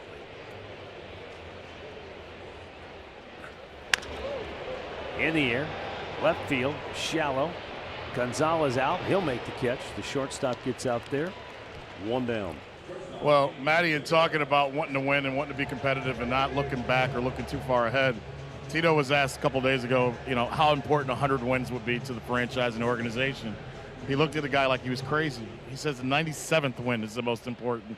And I think that just kind of tells, but that tells how this, you guys know this, that tells how this team truly looks at things. Yeah, they know that they have a chance to hit some numbers that the organization hasn't hit in a while, but he truly is about the next win, not about the final number that they can get. You know what I'm laughing at, Andre, is that we go to every town and it seems like somebody asks something like that every time, and it's still the same answer every single day. Well, LA was an eye-opener for everyone. Everybody didn't think that we'd have as much media coverage there as the team did. Slow roll to third. It's a foul ball. Urshela wasn't taking any chances. Oh, no.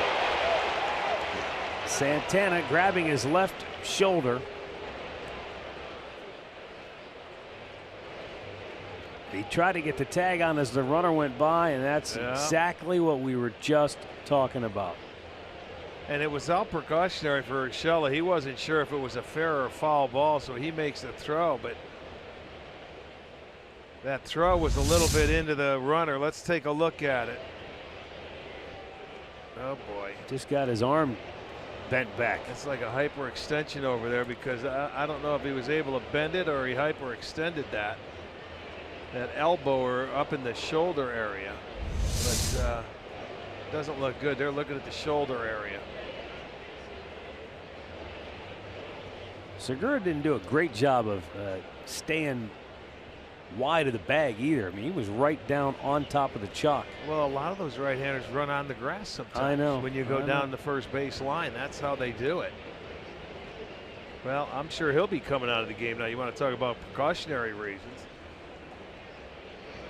And this is a guy that never comes out of a ball game, and it's up there in the shoulder. So that's a scare. I don't even know why he's still on the field. I mean, I'm sure Tito's already made the decision in his mind. You got to come out of the game.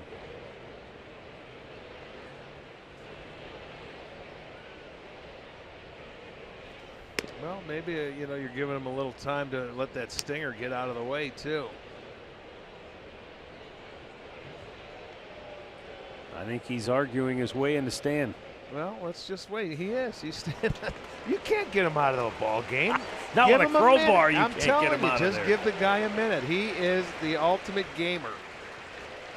He is going to stay in there, and he just needed a little time to let that stinging go away. I mean, it's scary when you see it. You're thinking, oh no, what happened? But you know, Segura was going away, and he could see it up in the shoulder.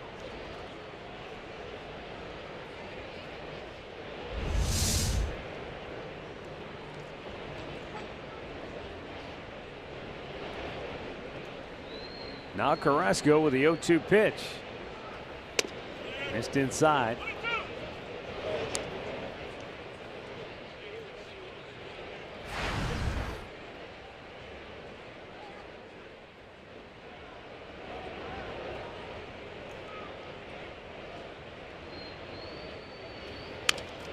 Well, let's try this one more time. Urshela's throw on the money, and Santana dances out of the way of Segura. 2 down.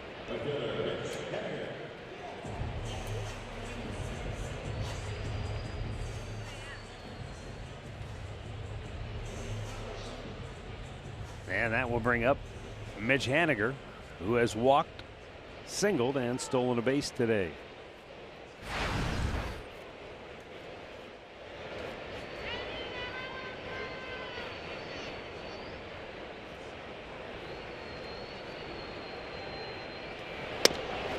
And a breaking ball in there for strike one.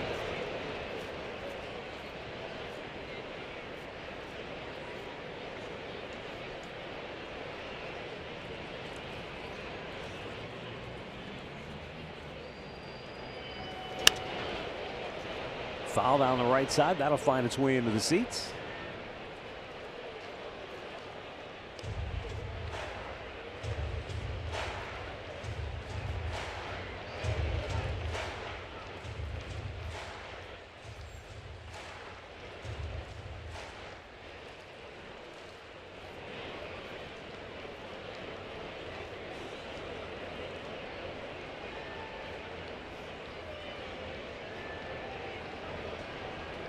Now the 0-2. Swung out and missed. Carlos Carrasco strikes out his 5th batter of the afternoon. 5 shutout innings for Cookie, and the Indians lead at 3-0.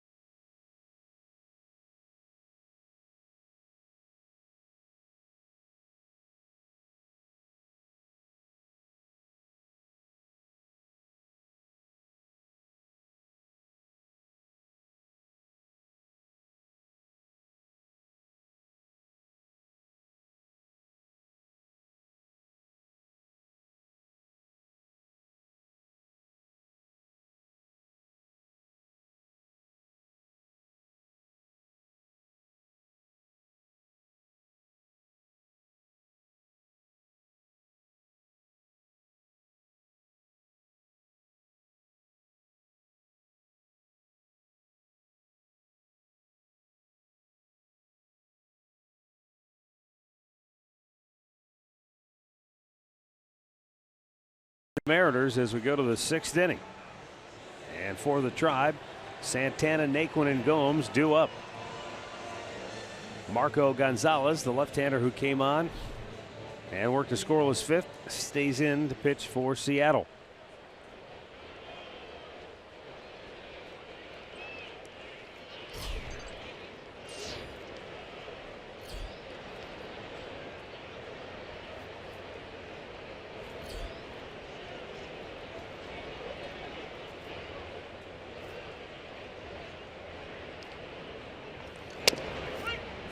I guess based on what history has told us, unless they bring the stretcher out and physically take him off the field, Santana's not leaving. I want to see how that left arm feels. He's right back up there, and I'm sure that Tito wanted to take him out there. He says, no, I'm ready to go. Think back to that awful night in Boston when Santana suffered the knee injury at home plate when he was a catcher. And they had to bring the stretcher out and take him off. I mean, that's, oh boy, that was an awful injury that he suffered, but he came back from that, and since then he's just been a guy that posts every day. Sky high pop, left side of the infield. Segura back, still going back, makes the catch. In-game recap brought to you by your local Toyota dealers. Frankie Lindor led off the game with a home run in the first, his 33rd dinger of the year. 3rd leadoff homer. And then in the 3rd inning, Austin Jackson drove home Lindor. After a comedy of errors, Jackson ended up at 3rd, and Ramirez brought him home with a sac fly. That's been it. Carlos Carrasco, with 5 shutout innings, has struck out 5 Mariner batters.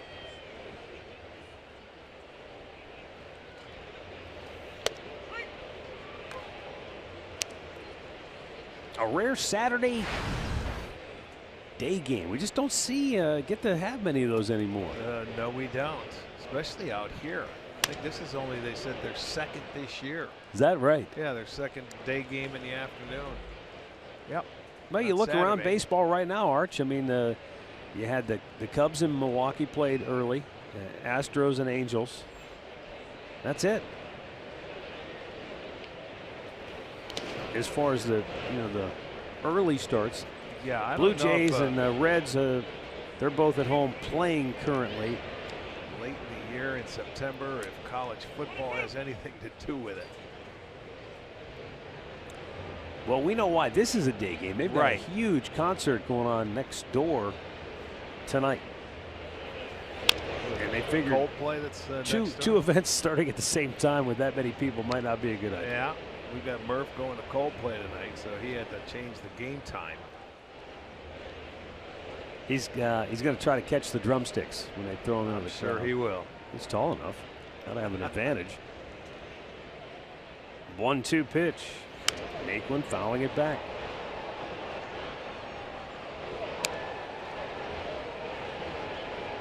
Do you have a favorite Coldplay song? Let me think about this. Can you name a Coldplay song? Yeah, Murph can. Come on, Murph. Here's the 1-2. Slow chopper. And it's kicked, and it's not made as Naquin is safe. I don't know what they were trying to do there, Gonzalez. It looked like once he didn't come up with it, he was trying to flip it. He panicked. Yeah, he tried to flip it to Alonso. When he didn't catch it the first time, and then he was going to flip it, watch, under the glove, between the legs, and that didn't work. Who does he think he is, Mark Burley? Yeah, that one, he should have just tried to catch it the first time he had time. It's an error charge to the pitcher. Okay. Their third error of the day. One on, one out for Yan Gomes.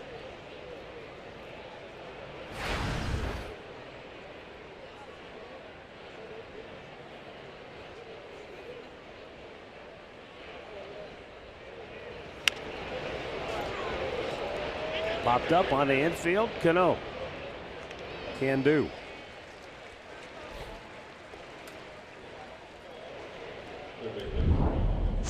Well, we're just 13 days away now to the Blue Jackets home opener at Nationwide Arena. Countdown to face-off presented by Wendy's. They open the season hosting the New York Islanders on October the 6th.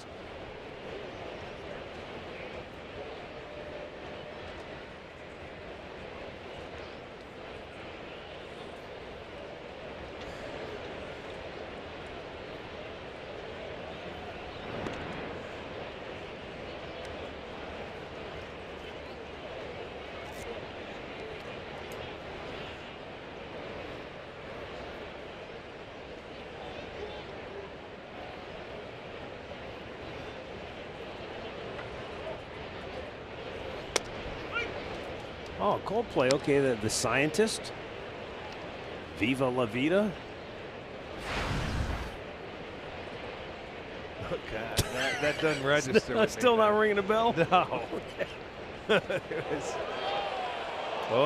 Very close over there at first. Naquin back. It looks like Alonso was looking to the dugout saying, hey, maybe well, check that out. I may have been able to get him before he reached the base. They are going to challenge this, Arch. Let's see. Yeah, I just looked at the reaction from Alonso. He was leading.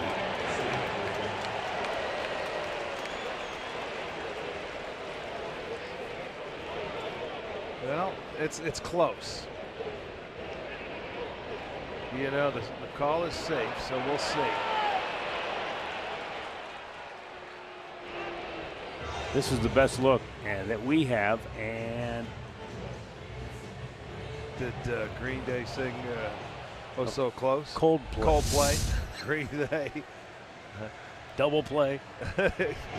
That was very close.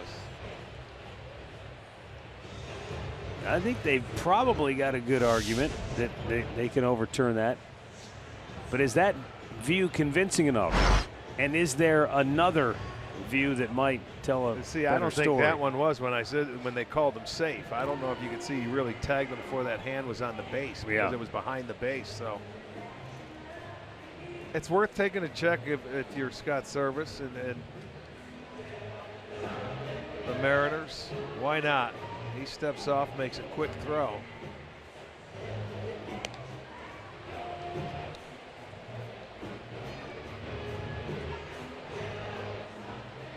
It's just beautiful how everybody in the stands looking up at the scoreboard. The umpires are doing the same, and you just sit and you wait for New York to make the call. But that's the best look we have, and that's hard to tell with that angle. Yeah, as I was saying before, unless there's another angle that we don't have access to at this particular moment, then I think that's going to stand. I don't think they're going to be able to overturn it.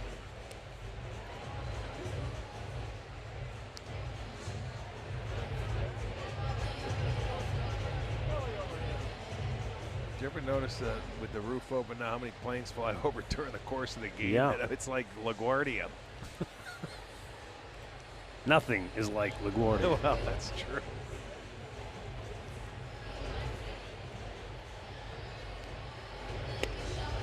Well, they're still waiting, so it must be, a lot closer for them.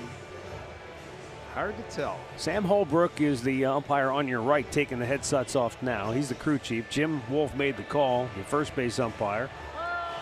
Yeah. And so I got a feeling this is going to be call stands. Yeah, and you know what? Jim Wolf made if you think about a call yesterday on a double play ball that we thought they weren't going to turn it to where the runner started, and Jim Wolf was at second, and he was right. They didn't challenge it. He's right here again. Incredibly close. And it only took 2 minutes and 35 seconds.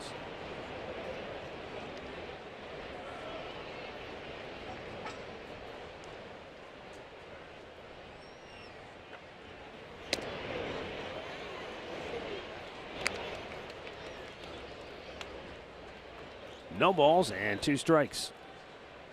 So, Arch, we've learned this year that you know who 50 Cent is. You know a little bit about MC Hammer, but you have no idea about Coldplay. I do not. Do you?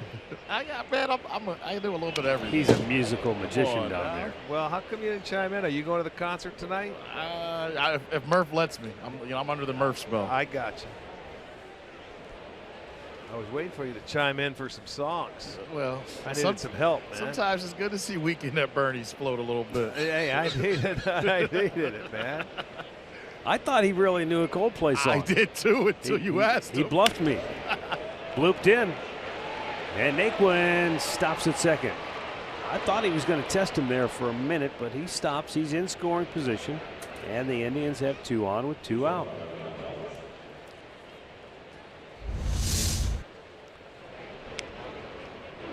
No, you don't want to take a chance here, but you expect him to field that ball cleanly. He was rushing a little bit, but if he does catch it, he's not going to make it.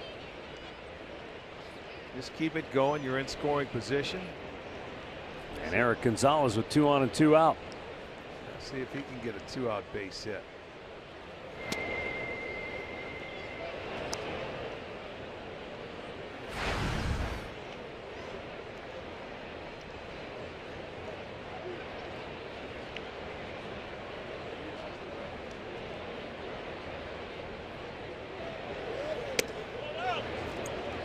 Just a bit outside. 2-0. He's being patient here.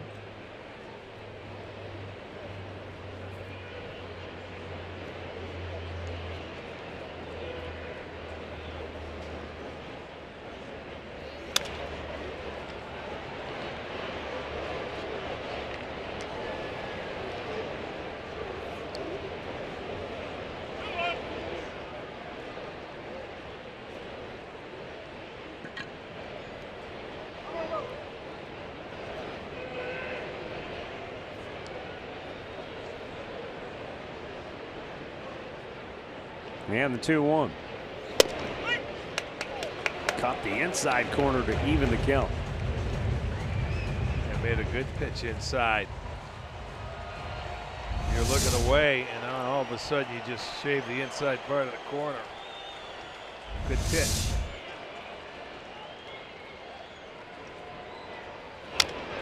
Chops that one foul at the third base side.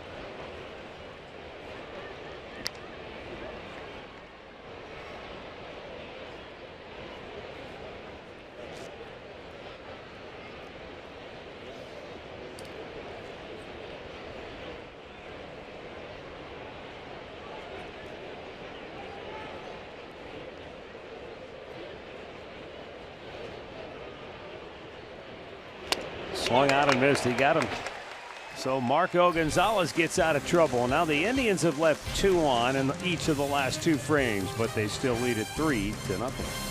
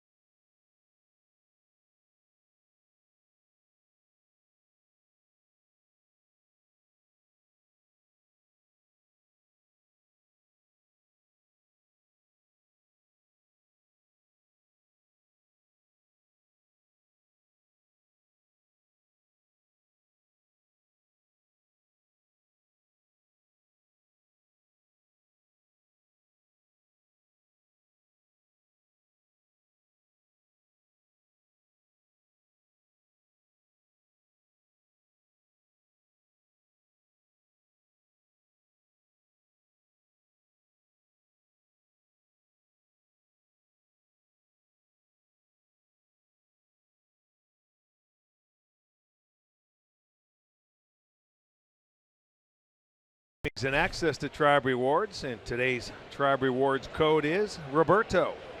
Visit Indians.com for complete details. Bottom of the 6th here in Seattle, and the Indians lead at 3-0.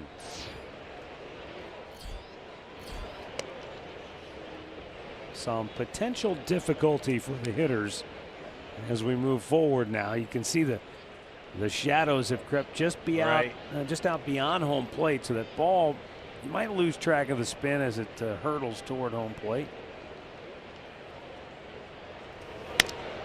Ground ball headed towards second base, and Jose Ramirez takes care of Cano, 1 down. He's pitched Cano very tough today. Carlos is, with 5 strikeouts on the day. There's a nice slider, as he always seems to have. He gets Cano with that changeup, and then Cruz gets a nice double play ball that he needed after he had a single there and elevated the fastball to Cano. So he's really on top of his game, doing it again into the 6th inning. There's 4 hits, no runs. The Road Warrior continues.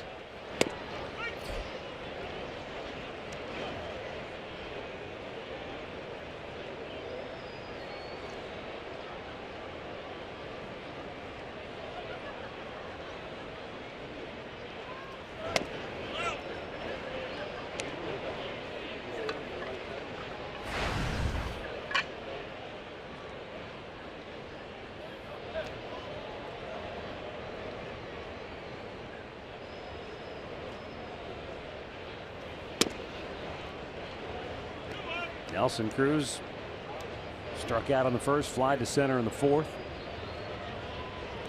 Carrasco has pitched him tough. Carlos Carlos will get one more start before this year is over. Same as Kluber, who's going to start tomorrow's game. Corey, his last start came last Sunday in Cleveland before we hit the road.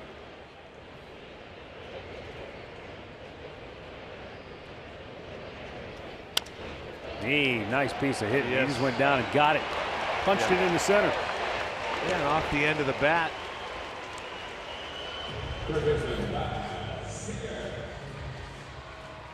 So this ball he picked up off the ground. You talk about, look at that. You talk about not even being a strike. Good hitters, and they find their ways to get hits. And Cruz does just that. It's only the 5th hit for the Mariners today. Cruz gets his first.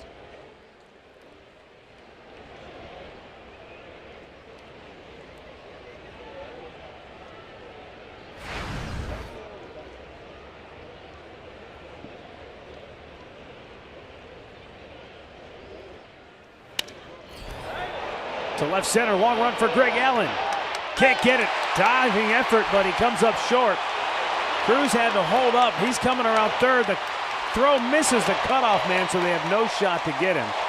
And Kyle Seager gets Seattle on the board with a 1-out RBI double here in the 6th. Now, it was very good effort by Allen to get over there and make a play in left center field. He had the backhanded play.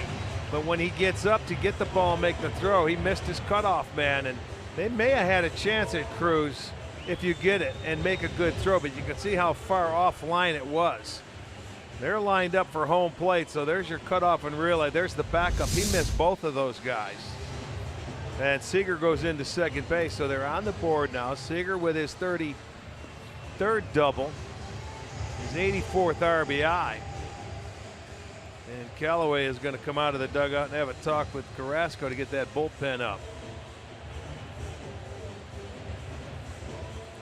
Andrew Miller getting loose now in the tribe pen.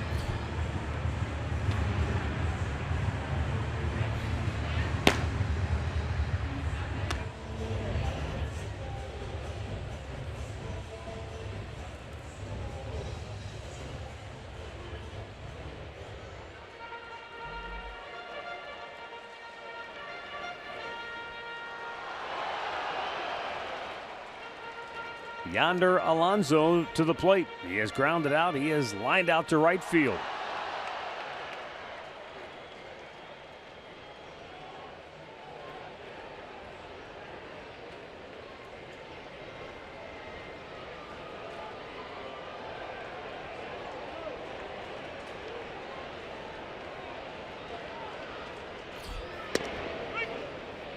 Carrasco gets ahead with a strike.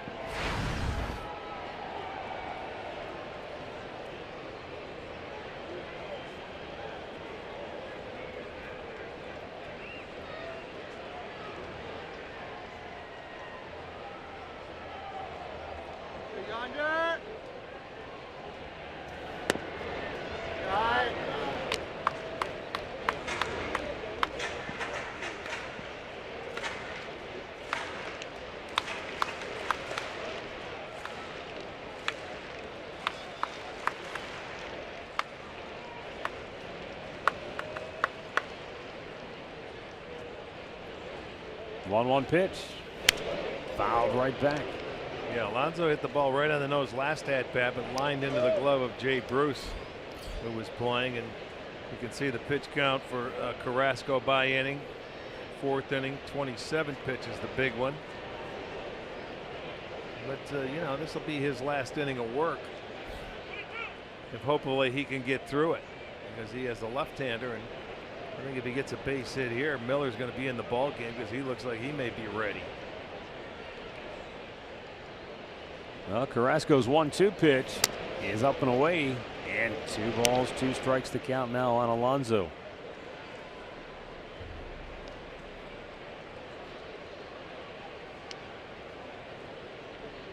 It does appear that Miller is ready, if needed, for Gamble. That may depend on how Carrasco handles Alonso. The 2-2 low, and now a full count.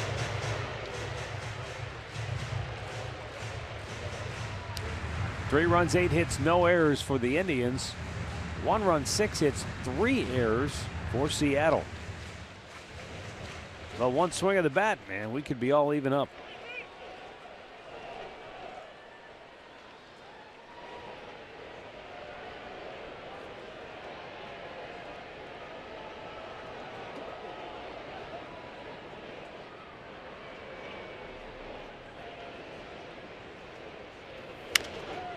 High, slicing, foul, out of play.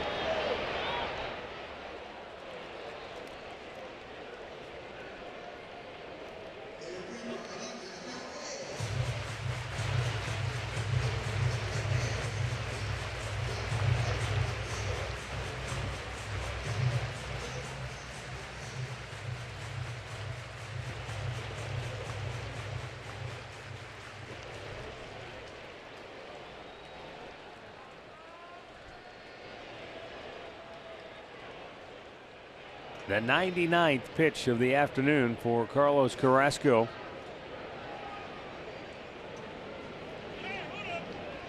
We'll have to wait for it.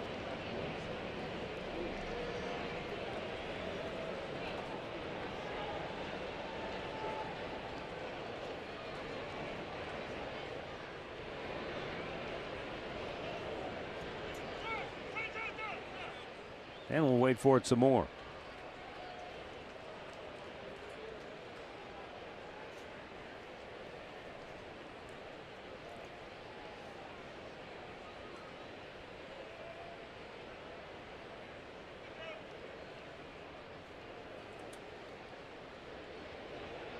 Now, the 3-2.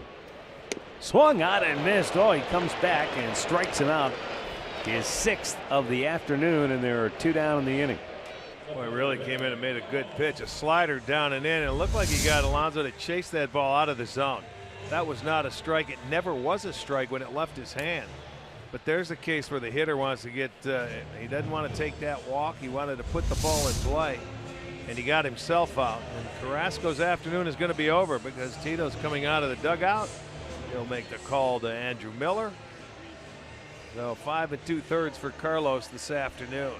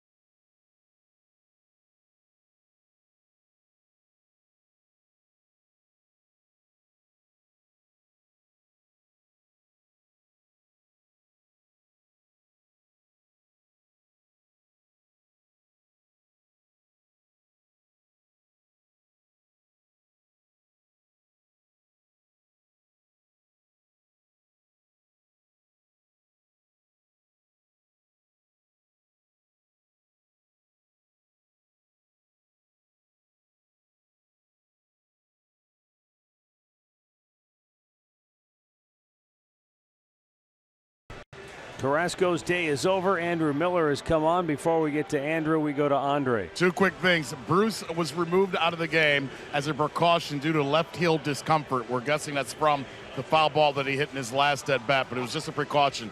Andrew Miller comes in the game, and we've been reporting all week that Tito wanted to play him or pitch him in back-to-back games. But because of how many pitches he threw in Anaheim and has not gone back-to-back games, they're still at the level of finish an inning and come out to another inning. So he's not at the point of being ready to pitch tomorrow, but you'd expect to see him try to get out of this inning, then come back next inning so they can move to the next step of the process for him. All right, thank you, Andre. Andrew Miller will face Danny Valencia, a pinch hitter.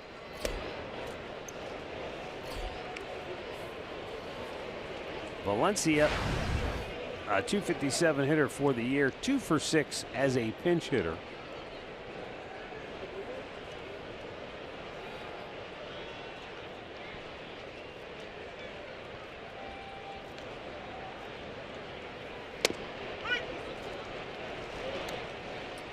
The Jay Bruce injury is a little bit puzzling because on that foul ball, it appeared to be the right shin that he fouled that ball off of, but they're telling us left heel discomfort. So that may be something he's just been battling and dealing with. Very well could be.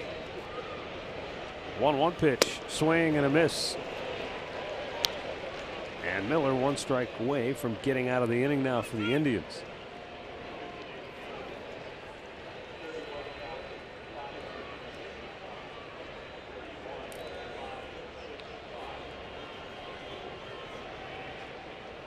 Miller ready. The 1-2 is in off the plate.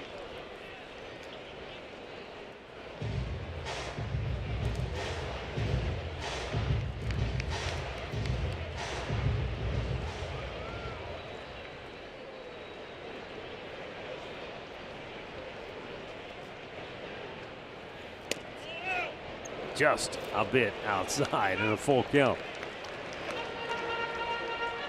Now, after you go inside with that fastball, you're not looking for that backdoor breaking ball to come around, but it wrapped around the plate.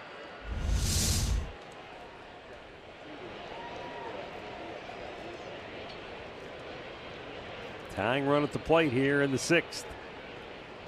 And the 3-2 pitch is in the dirt.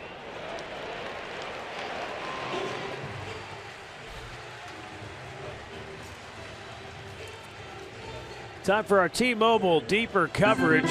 Justin Verlander went 7 shutouts, struck out 6 as the Astros blanked the Angels. The Angels really scuffling. Their hopes are on life support. They lost again today. They've lost 6 straight. 8 out of 11. Well, Verlander's been outstanding since going over to the Astros.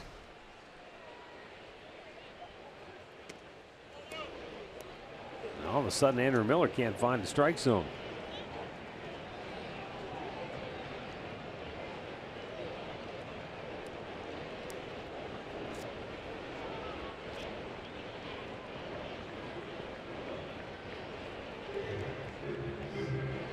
Miller's made 7 pitches. Only 2 of those have been strikes.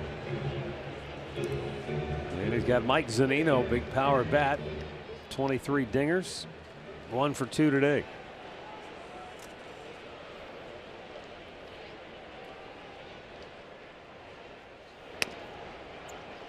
Two and 0.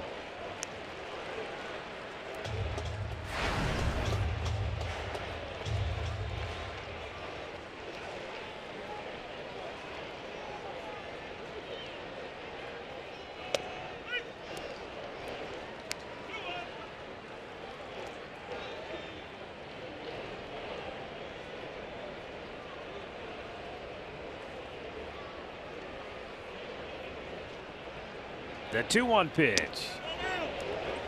3-1. He's not getting the call, and I don't know how far off the plate it is or how far out of the zone the umpire thinks it is, but those are really close pitches. Challenge him with a fastball, full count.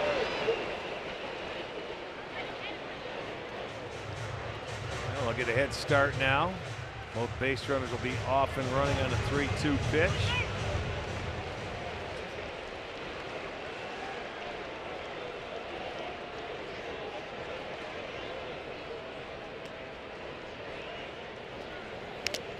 Fouls it back. We'll do it again. Runners retreat. Kyle Seager at second base. Danny Valencia, the tying run, is at first.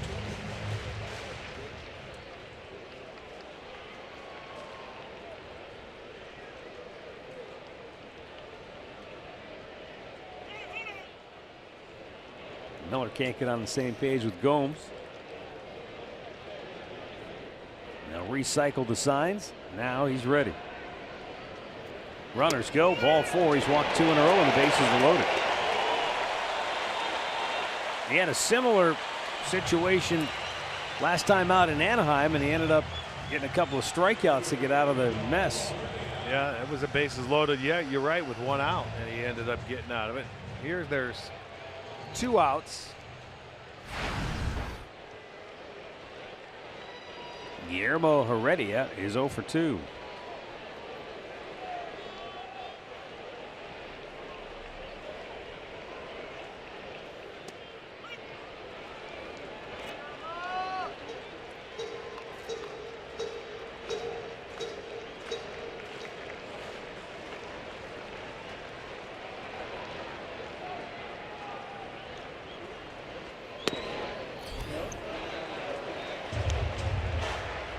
One ball and 1 strike.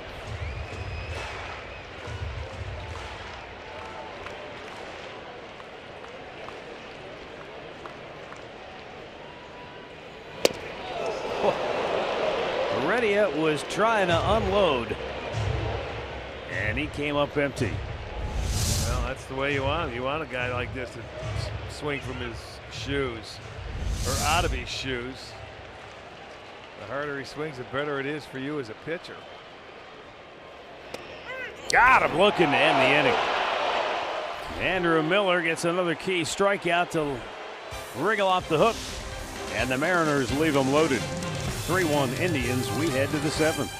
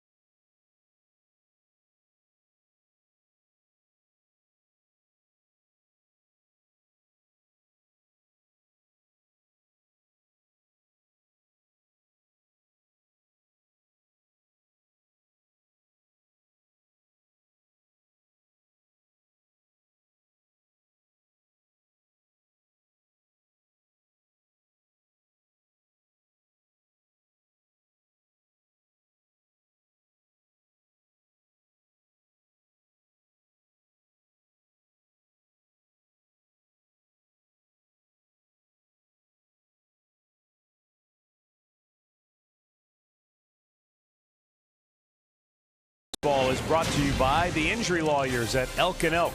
Proud partners of the Cleveland Indians. Call 1-800-ELK-OHIO. And by the stylish 2017 Kia Optima.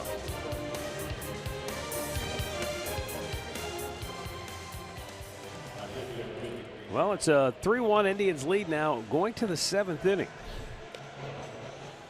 And a few changes to tell you about. First, a new pitcher for Seattle. Dan Altavilla, making his 39th appearance of the year.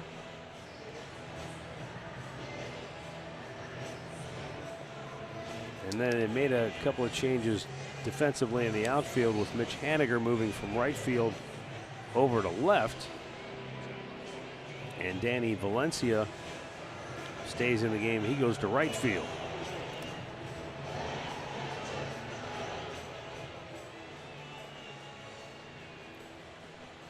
I'll be back to the top of the lineup for the Indians. That's what they need to do, is maybe try and see if they can get another run or 2 on the board.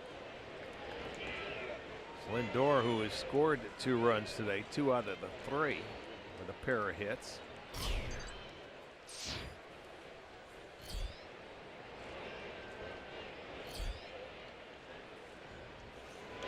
As Andre told us, Lindor was not supposed to be in the lineup. Tito's been trying to give Francisco a day off, and Frankie says, no, I don't want a day off. Not from swinging the bat. They compromised on the DH role today. I like that. Down ball to first, and another boot, and he is out at first. And this one may get looked at as well.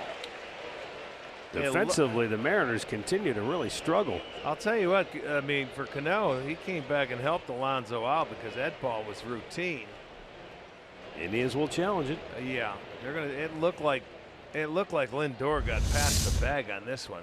Let's see. Oh, not even close. Oh my, he's way safe. Now let's go. You guys don't even have to go to the headset for that one. Let's go. That'll be the 4th error. Yeah. This one should not take long at all.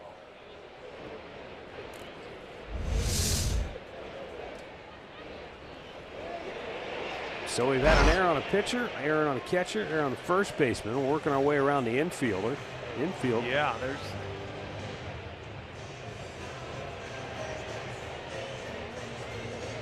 Yeah, let's go, fellas. Doesn't take long.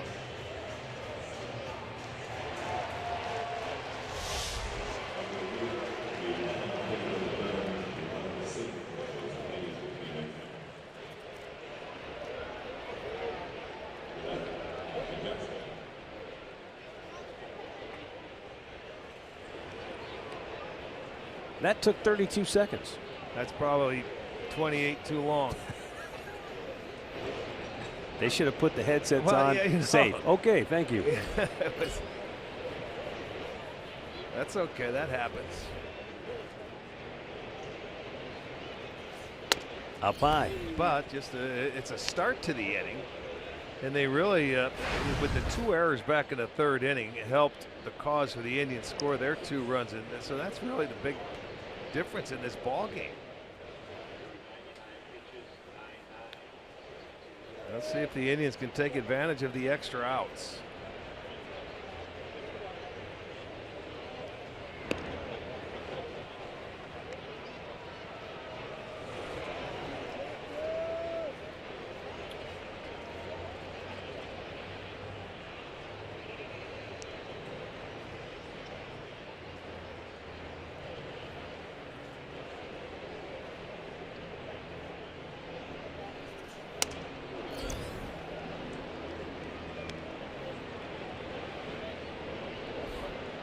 That's the damage right there, top of the lineup. There's 1, 2, and 3. 6 for 9, homer, double, 3 ribbies, 3 runs. They've done all the tough work today. They all have 2 hits.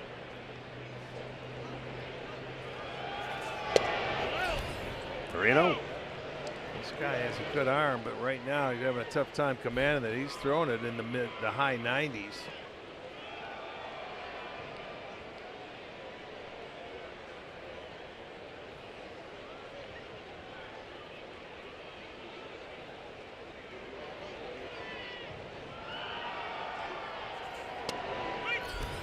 Austin Jackson taking all the way there.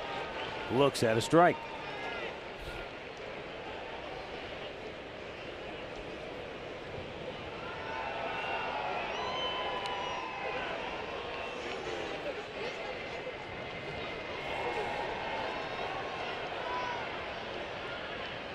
Altavilla's pitch is fouled back, and now full count.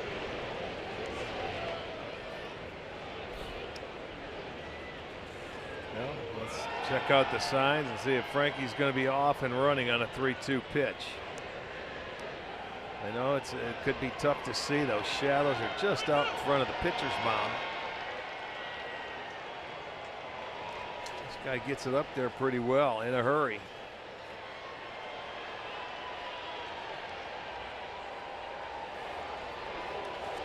Three-two pitch, hit well, deep left, over is Haniger. He can't make the play. It's in the corner. On his way to third goes Lindor. The throw goes to second, and Jackson is in there safely with a double. And the Indians have runners at second and third and nobody out. Haniger ran a long way. Remember, he was in right field the whole day. Exactly. He goes over to left, and the first play he makes, has to make, is a real tester. He ran a fastball inside, and he's looking up into the sky and into the sun, and that's a ball that should be caught. But you mentioned he just came over from right field by the time he gets it in, so there's a break too. So the error, a fair ball that could have been caught. You have second and third now and nobody out, and that infield coming in with nobody out. So good time to hit. And Jose Ramirez with 2 hits on the day, plus a sac fly with a run batted in. Takes the ball down low. What do you think, Rick? Did he just? I don't know. I mean, he's got it in stride. He knows where he's at, unless he just took his eye off it at the end. That's what it looked like. Where, you know, maybe thinking about that wall. He just came over there now. He's been out there for 2 hitters. He was over in right field, so a little different.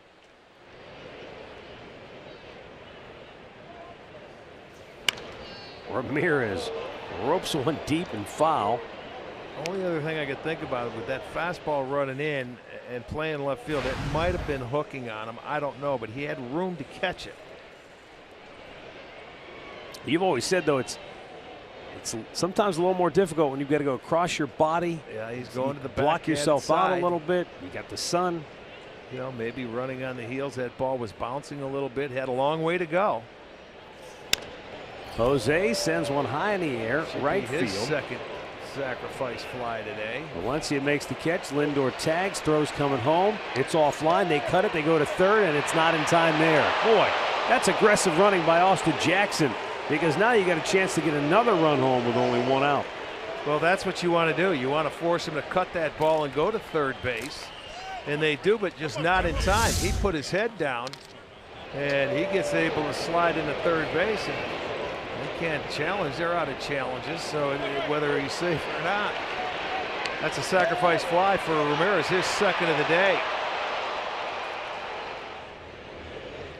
So it's now a 4-1 game, so they take advantage of the error. They get the out, and Jackson goes to third, and they have to keep the infield in again. And Greg Allen will be the batter here. His first at bat of the day since coming on for Jay Bruce.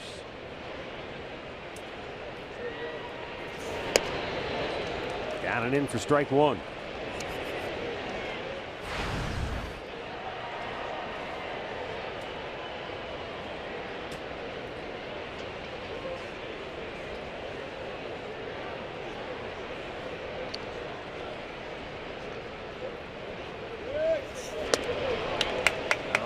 Swung at 2 pitches that aren't even in the zone now.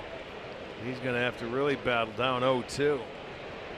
And you go back and I see the Mariners with 4 errors. Remember, this is the team that had a 5-error first inning in New York. Oh yeah, that's right. Yankees about 3 weeks ago, or their last trip back east. And they took one of those errors off the board. I mean, it was one worse than what it turned out to be, because they took one of the errors away. Yeah, it was a 5-error first inning. We thought, man, that had to be a record or something. Well, they've kicked 4 here today. Yeah, 98 of them. Oh, Greg Allen on an 0-2 pitch gets it plenty deep enough to right. Tagging and coming home is Austin Jackson. What a job by Allen. Job well done. And the Indians tack on 2 more here in the 7th to take a 5-1 advantage. You know, he got him down in the count 0-2, and he didn't throw him a strike, so I'm a little surprised he threw him a strike to see if he couldn't get him to chase. But Allen gets the job done, so they take advantage of the miscues, and they put 2 more on the board, and it's a 5-1 ball game. And Carlos Santana 0 for 3 this afternoon.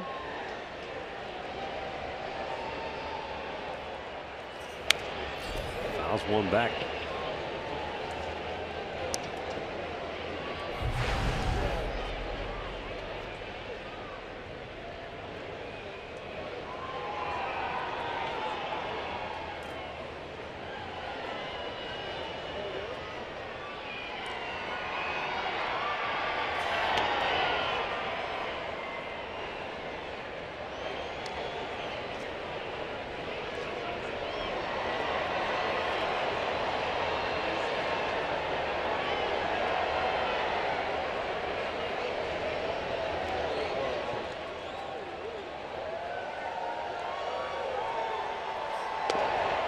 Lays off on a ball inside.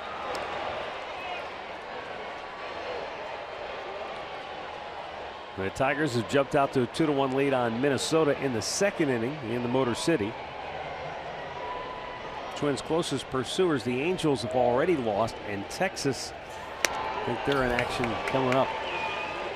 Well, I'm thinking Minnesota, they're going to cruise and get that second wild card spot. I really do.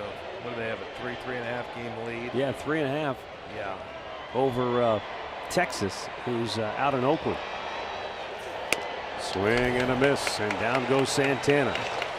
But the Indians take advantage of another defensive miscue here in the inning by Seattle.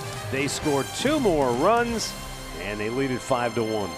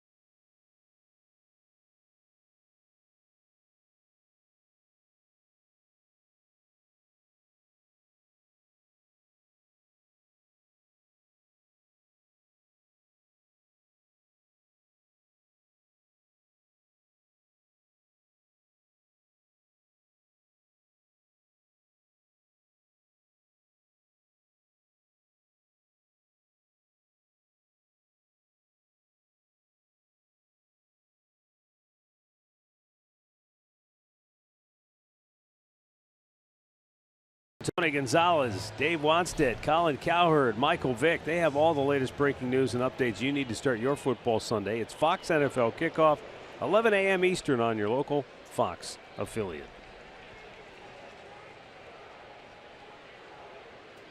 Here in the bottom of the 7th, Andrew Miller stays on. He'll face Gene Zagura, who is 1 for 3.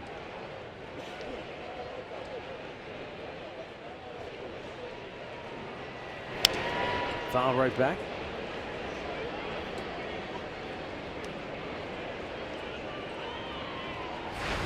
We mentioned earlier the rare 1 o'clock local time day start here at Safeco Field. Down goes Segura swinging, accommodating the big concert across the street at the football stadium for Coldplay. They've got another big concert coming up later, the 30th.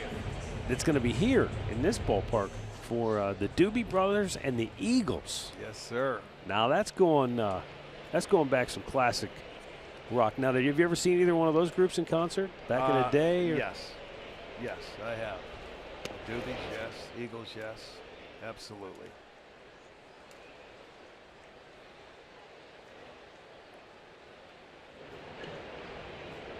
Missed it by a week. One ball, yeah, but 1 strike. These guys are ending their season tomorrow, so that's why it's in this ballpark.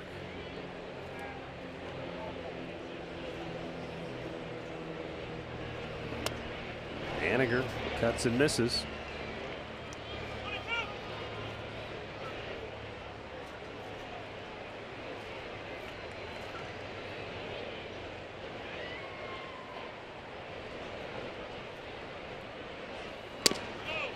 I didn't realize. I just read that Glenn Fry's son is replacing him. Oh, really? On tour with the Eagles, yeah. Nice. Deacon fry. Swung on and missed. And I'll tell you what, Rick, I don't know what happened to Andrew Miller, but after walking back-to-back hitters to load the bases, he's now struck out 3 in a row. It's as if a switch went off in his head, and he's been right back like the Andrew Miller of old. Well, let's check out a little of the bad defense today played by the Seattle Mariners, man. 2 errors on this one play. They threw the ball all over the infield, and then Gonzalez booted one, and then Yonder Alonso couldn't come up with. And it was all set by the fans out there today before the game trying to catch the fly balls off the machine and off the belly. It went. Cricket Wireless, something to smile about. If you're an opposing team and never caused a smile when this guy's at the plate.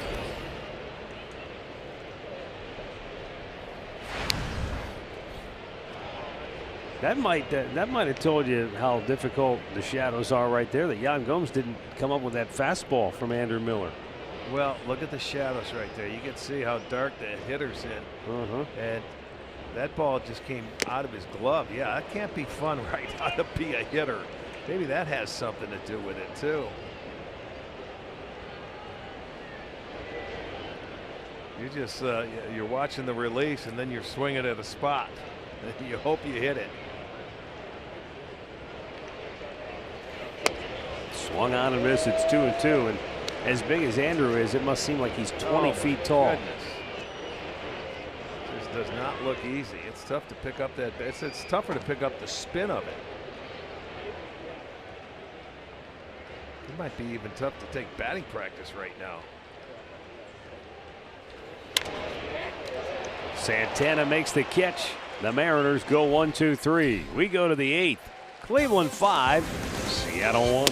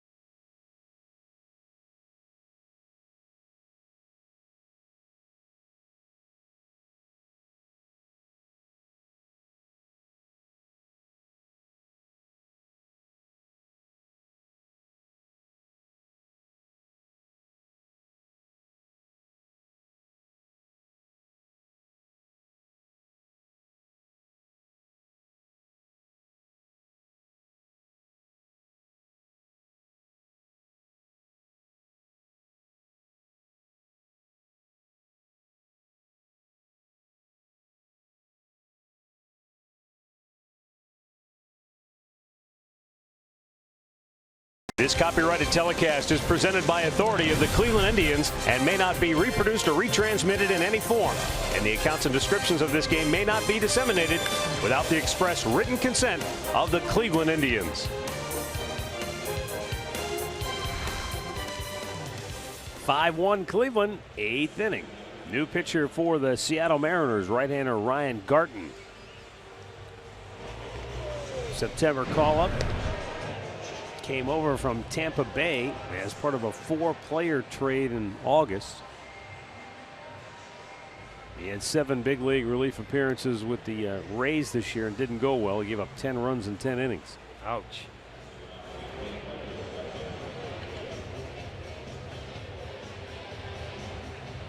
His first big league win, though, came against the team he now pitches for.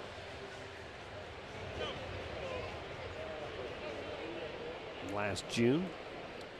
Here in the 8th inning, Tyler Naquin, Yan Gomes, Gio Urshela due up for Cleveland.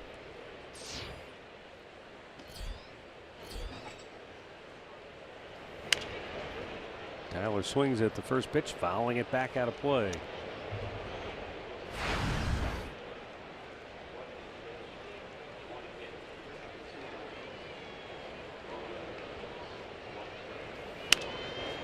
Tyler fouls that back in almost the exact same spot. What? You're absolutely right. Might have hit the same seat.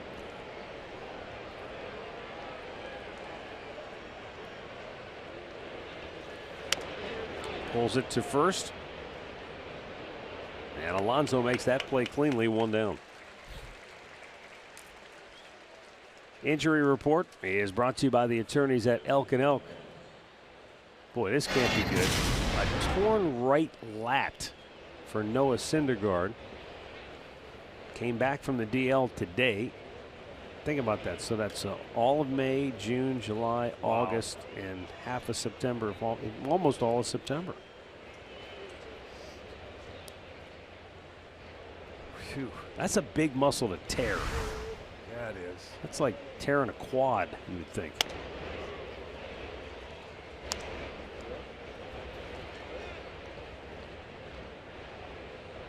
Yan Gomes, 1 out of 3 on the day.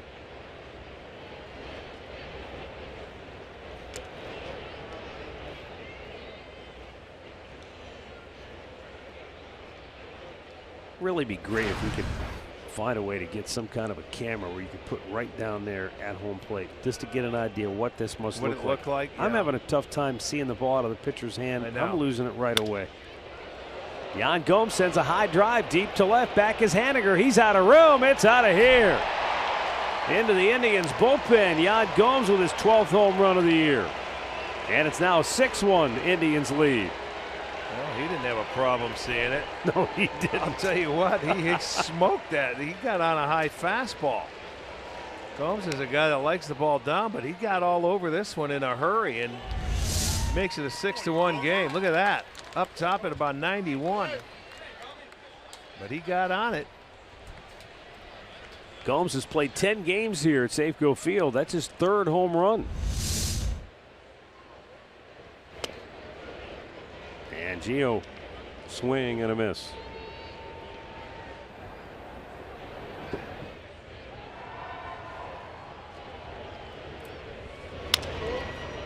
Over the head of the pitcher, right to Cano. And he bobbled it and commits an error. That's right there. Just My lack goodness. of concentration. That's their 5th error of the day, and that's just a routine play. I mean, the guys are going down the line. I give them credit, and it's just an easy play. And in the transfer, he's gonna be safe. You put your head down, you run hard. That's all you expect your guys to do. He does that. He beats it out. Good for him, for hustle. You know what? You're right. I didn't really watch Gio right out of the box. I was watching Cano fumble with the ball. But if Gio just hits it and goes, I made it out. Yeah, and just cruise down the line. Give yourself an honest effort right there, and you never know what can happen. You beat it out. And you know what? You make the defense look terrible. That should be a training video. I'd put that if you're the Indians, put that on a loop and show that to every minor league kid that comes into your organization. The score of the game, man, you put your head down and you run hard. It's easy to give up, but when you run hard, get upset at yourself because you didn't hit the ball like you did, like you wanted to. So that's beautiful.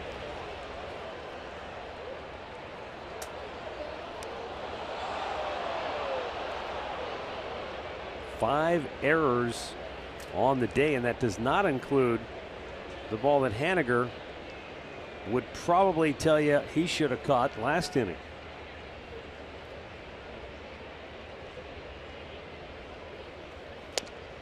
Swing and a miss.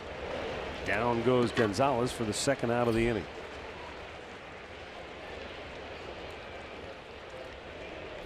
Well, it's the final Sugardale Dollar Dog Night of the season out of Progressive Field, September 30th. Next Friday, the Indians will host the Chicago White Sox. It's also going to be Fan Appreciation Night. Come on out to the ballpark. Not many games left. Just go to Indians.com and get your tickets. Francisco Lindor will bat for the 5th time today. He has doubled, homered, reached on an error, scored 3 runs, 1 RBI on the homer. It was a solo shot to lead off the game.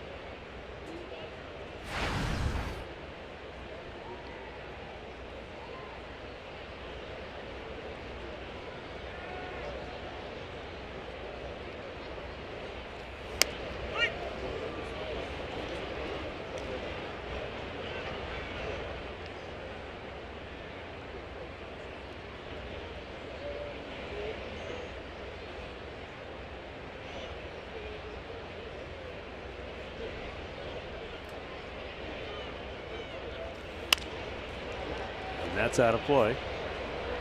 1-2.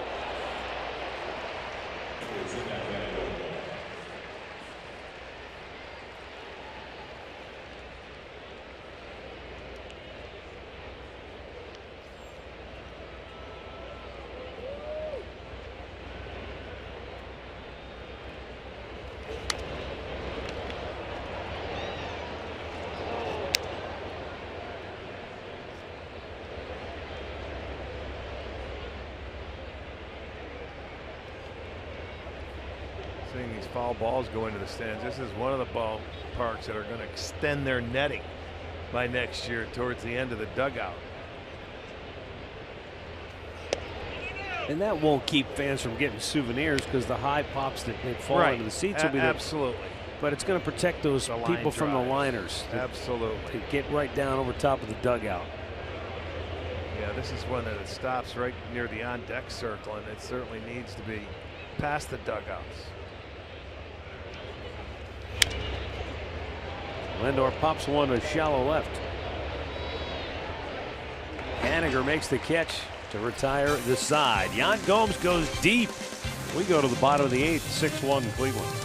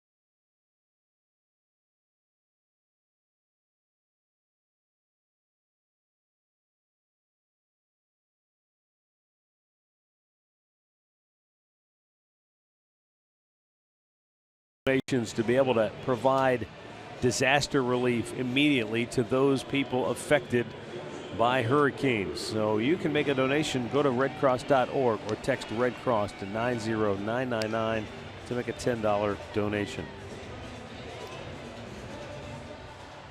Here in the 8th inning, bottom half, Nick Goody will be the third Indians pitcher of the afternoon. He'll be facing Nelson Cruz, Kyle Seager, and Yonder Alonso.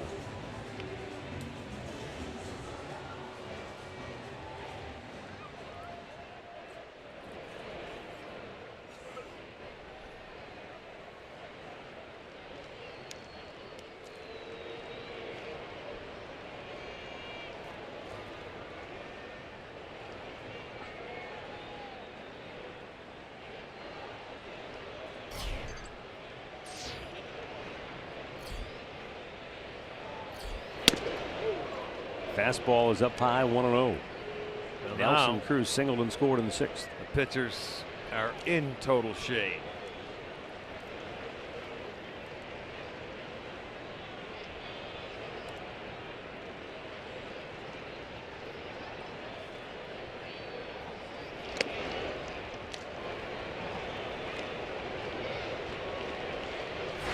Two balls, no strikes.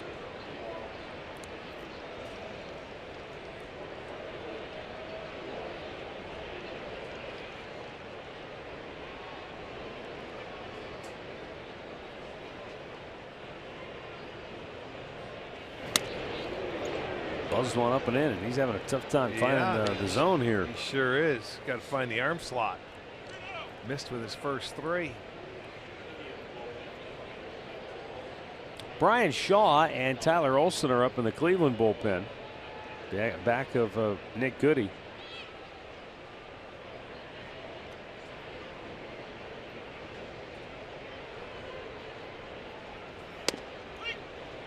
Taken all the way. It's a strike, 3-1.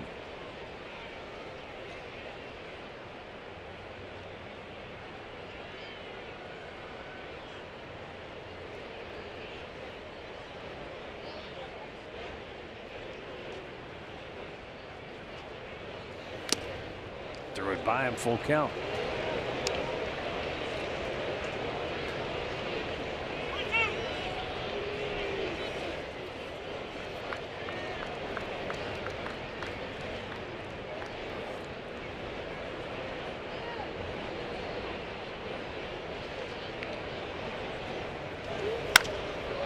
High fly ball, deep center. Back is Greg Allen, and it is gone. Nelson Cruz belts his 37th home run of the year, 2nd in as many games against the Indians. And the Tribe's lead is trimmed to 6-2. And that's going to be it for Goody. One batter, 1 homer. And Tito's going back to the bullpen. How about this? It's going to be left-hander Tyler Olson. He got it up there, but Cruz was able to get it. That's now he's homered in 4 straight. He just continues to roll with the long ball. He got up top and he hit that one out of here.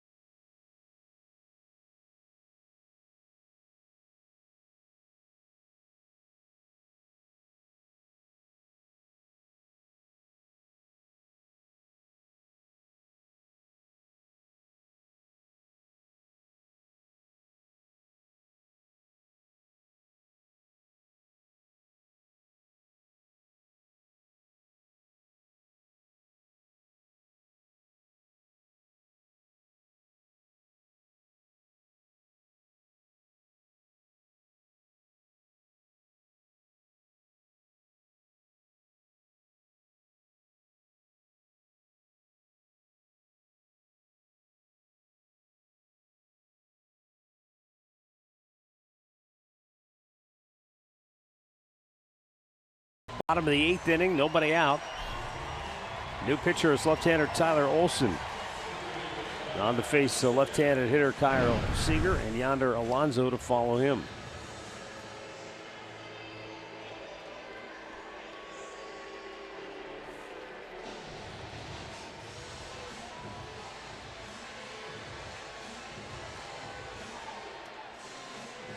Indians have been just pleasantly thrilled with how Tyler Olson has stepped in and taken a spot in the bullpen and pitched well.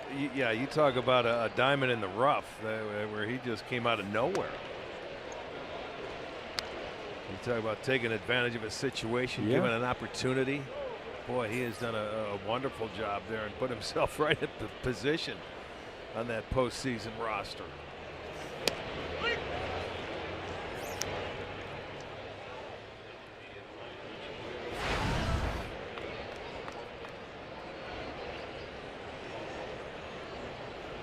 Olson pitched in Seattle here, Matt, in 15 for 11 games.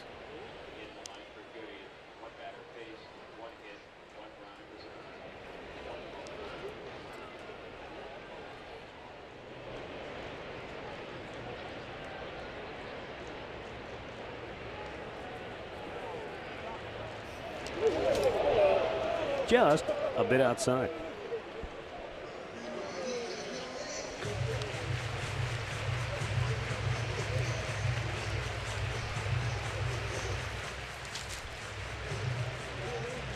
Tyler Olson picked up his first save a couple of days ago in Anaheim.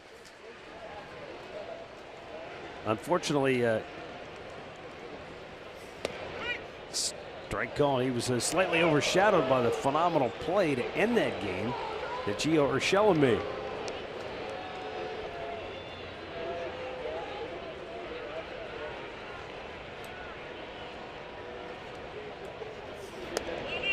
He's able to lay off ball 4.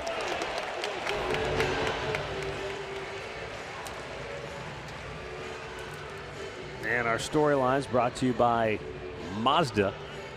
Giovanni Urshela trying to make his claim at third base. Got a hit today. Once again, continues to play stellar defense. Going to get a pinch hitter now for Yonder Alonso. This is the former Chicago White Sox infielder, Gordon Beckham.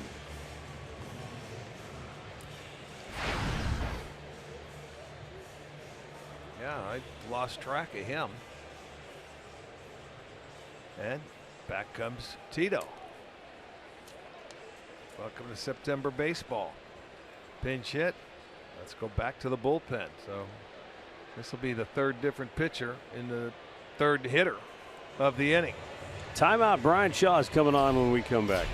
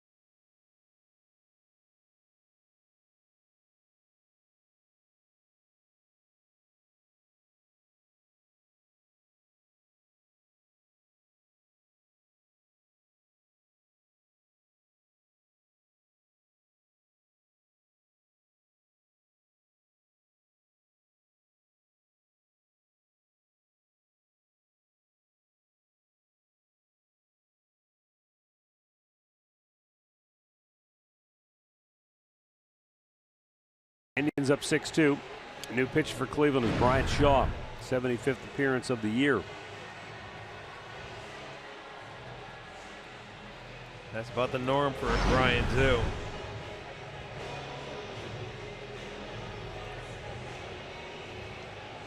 How about that? The top two. Yep. Awfully close, but you can't mention one name without the other. You know what I mean? You say Shaw, you say Allen. You say Allen, you say Shaw. They pass Plunk now. They are 1-2 in appearances. Gordon Beckham takes ball one.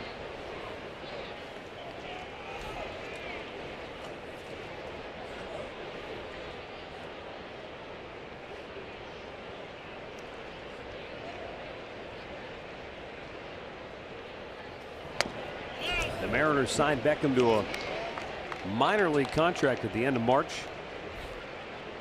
He went to Tacoma and hit .262. Getting a September call-up.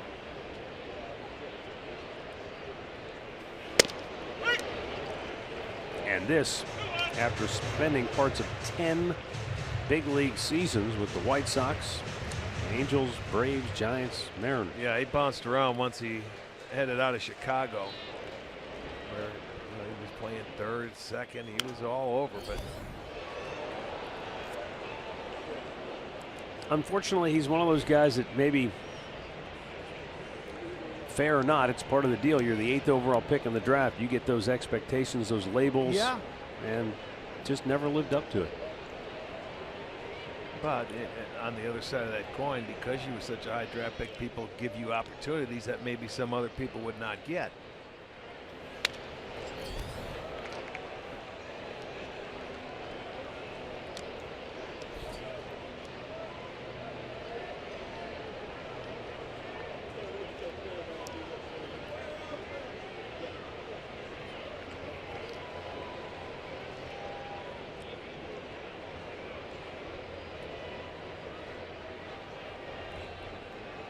Shaw ready, and the 2-2.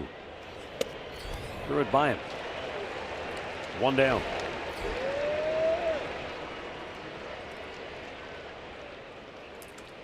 10th strikeout for Indians pitching here today. That was the little cutter that he started on the inside part of the plate, and he really tied him up there above the belt. So after the third pitcher, they finally get their first out here in the 8th inning.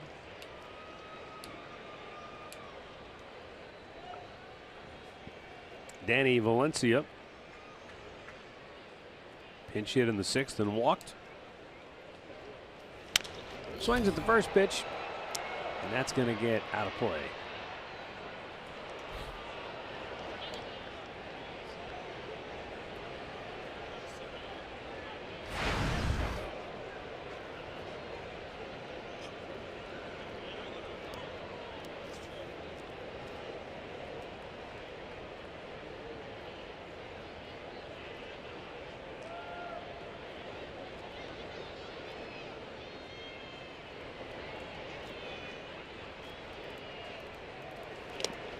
That looked like it was a slow motion swing. I mean, this is a slider, but watch, he starts and he's bailing. It looked like he was practicing. He was just taking a swing before he got into the box. It's like he wanted to stop and said, just keep going, just keep going. The 0-2. Threw him a fastball, and he's able to foul it off at 98 miles an hour.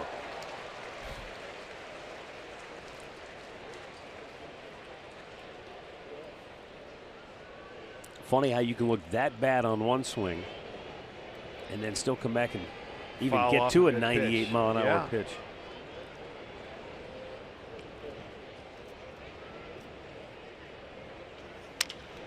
Double play ball. Gonzalez to Ramirez on to Santana. The side is retired. We go to the 9th. 6-2 Cleveland.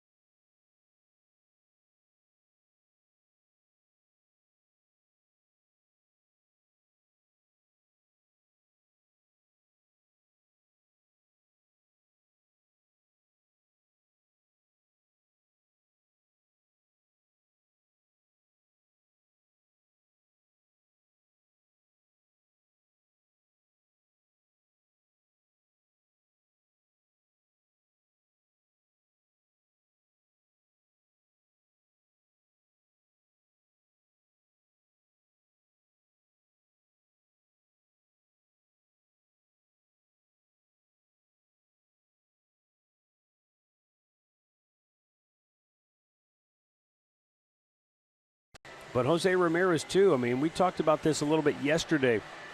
When Tito settled on Lindor as his leadoff man, it was the day before when he settled on Ramirez as the 3-hitter.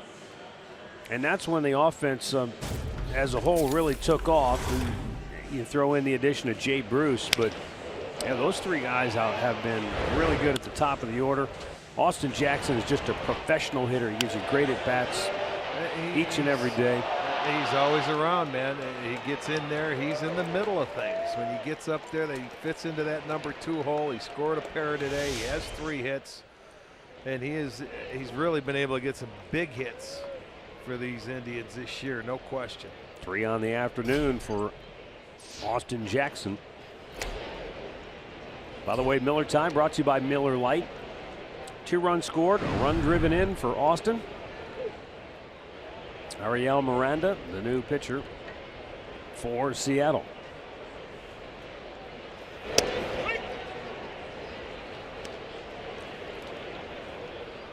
This guy, Danny Valencia came in to play first base, Rick, and then they brought a new guy in, Hanneman. He's in left. Jacob Hanneman, and then they put Haniger back in right field. Yeah, they said, okay, we gave you one out there, and he got a ball, and he couldn't catch it, so we're going back to right. Now, Miranda, I believe, started a game against the Indians this year in Cleveland and got the win in it. Gotta look. That was back in April. Yeah. They're testing you. Isn't that something? You play a team back in April, and you're ending the year with them on the road. Yeah, he beat Carrasco, believe it or not. not. Yeah, that was back on the 28th. Got his second win, and that was a 3-1 ball game, yes.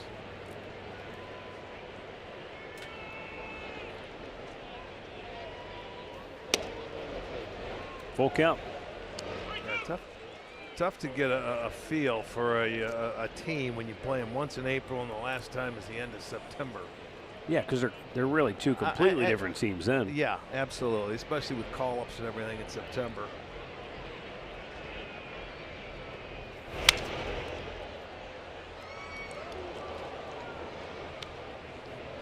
But, you know, we were talking about, you know, how Ramirez and Lindor, their splits against lefties, righties, and Austin Jackson's been, he's 350 against lefties, he's 290 against righties. You know, anytime you just put him in there, he's done a nice job no matter who he's facing.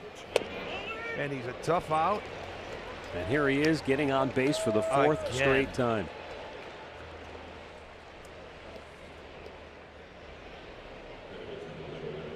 And up comes Jose Ramirez.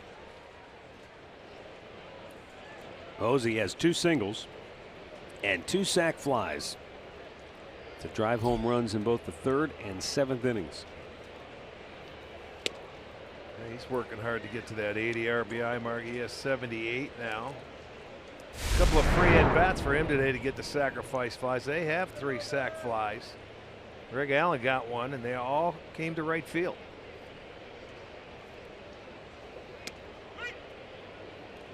Oh, and 2.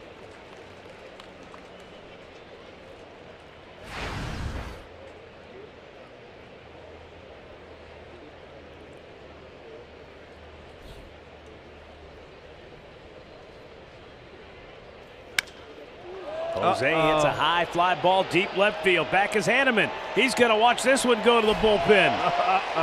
It's a 2-run homer for Jose Ramirez. He has reached the 80-run batted in mark with 4 this afternoon, and that gives him now 28 home runs on the season. And that just about puts the lid on this one.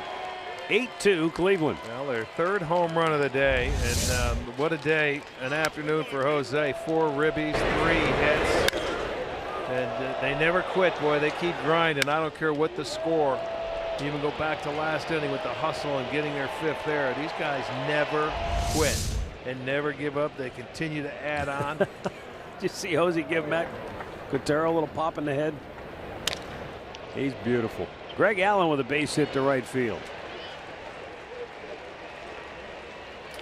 So Gregson's coming on, has driven in a run with a sac fly and now a single. And now Yandy Diaz is going to pinch hit for Carlos Santana. That's a good sign. Well, they tried to get him in there earlier, and Santana said, "I'm not coming out." But now he's finally going to come out of the game here in the 9th inning and get Diaz back in there, and that's exactly what Ande told us earlier. They're going to try and get him in for a pinch hit appearance. Hurt his finger in Anaheim. Well, it's okay now.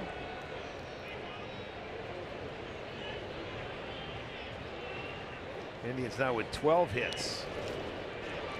And a lot of this has come lately, but the defense has been just it's been a rough day for that Seattle defense. It has 3 unearned runs. The only inning in which the Indians have not had a hit today was the 2nd, though. So they've been somewhat relentless.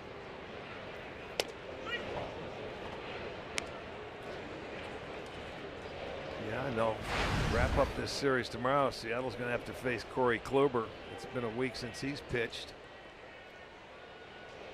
Carrasco looking on the hook for his 17th win, and then tomorrow it'll be Kluber looking for number 18, because that's the league leader in wins, 17. A couple of guys have that, so.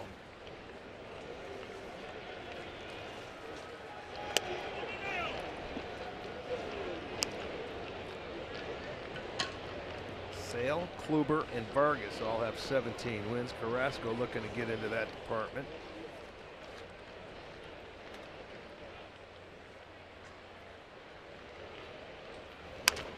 Off the end of the bat, Miranda tried to go to the bare hand. Now he throws to second.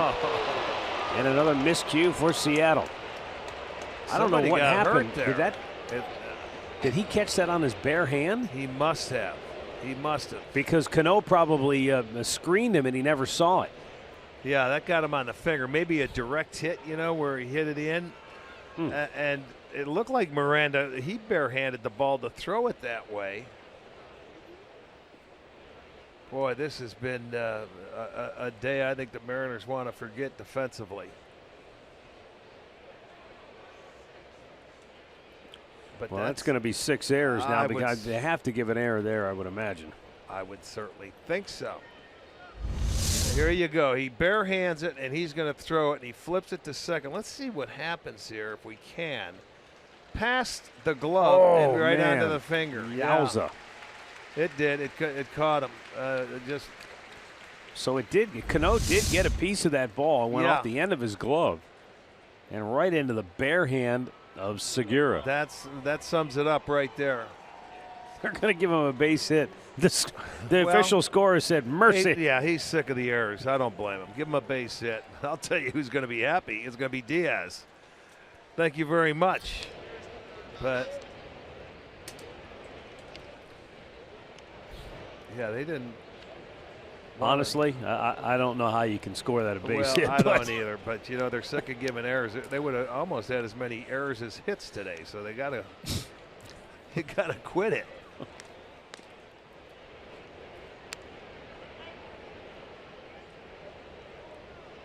So Taylor Motter is going to take over for Segura.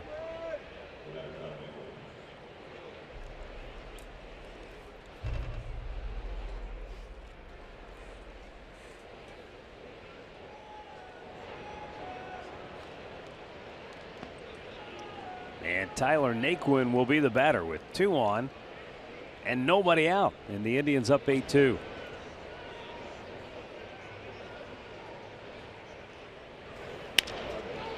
To first, Valencia to second. They dropped the ball, but they're going to say he got it long enough to get the force. Oof. It's contagious out there. He did have it in his glove, and he did bobble it after, you know, in the transfer. There's the out, bringing it down. It comes out of the glove.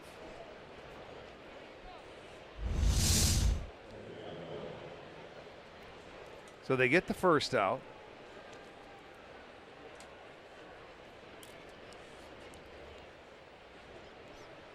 Yan Gomes homered his last time up. He's 2 for 4 today. And the dirt, ball 1. Have a chance for another sacrifice flyer if he can get a ball in the air. They already have 3.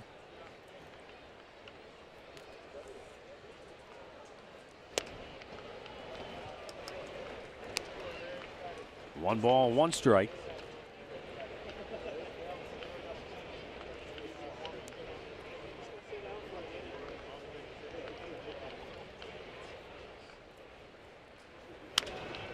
Jan sets a high pop, foul territory, and nobody can get there.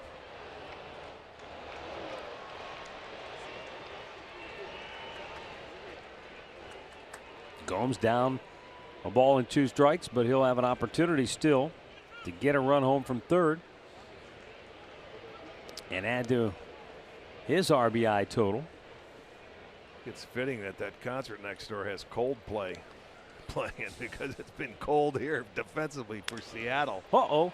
Jan gets in one deep left field. Back is Hanneman. He can't get there. Wow. A 3-run homer for Yan Gomes. His second dinger of the afternoon. A 5-run ninth for Cleveland. Man, oh man. A 2-homer day for Yan Gomes. How about that? What'd you say? He loves this ballpark. How many games? 10 games, and he's got now how many 4 home runs? Yeah. He gets one. This one's down. He got on a high fastball his last at bat. This is the breaking ball. Just gets over the wall into the Indians bullpen. So what a day for Gomes. He has 4 RBIs and 2 homers and 3 hits. It's now 11-2.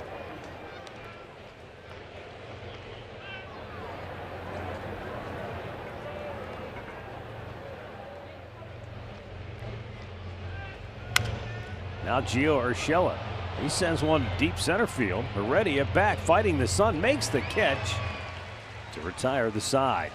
11-2 Cleveland. And a lot of folks are headed for the aisles.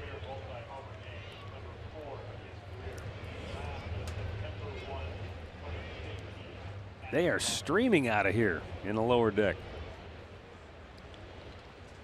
Yeah, they've seen enough. There was a threshold. They could deal with 6-2, even 8-2. 11, that's it. I've had enough. Yeah, 2 homers in the inning, a 2-run homer by Ramirez, a 3-run home run by Gomes.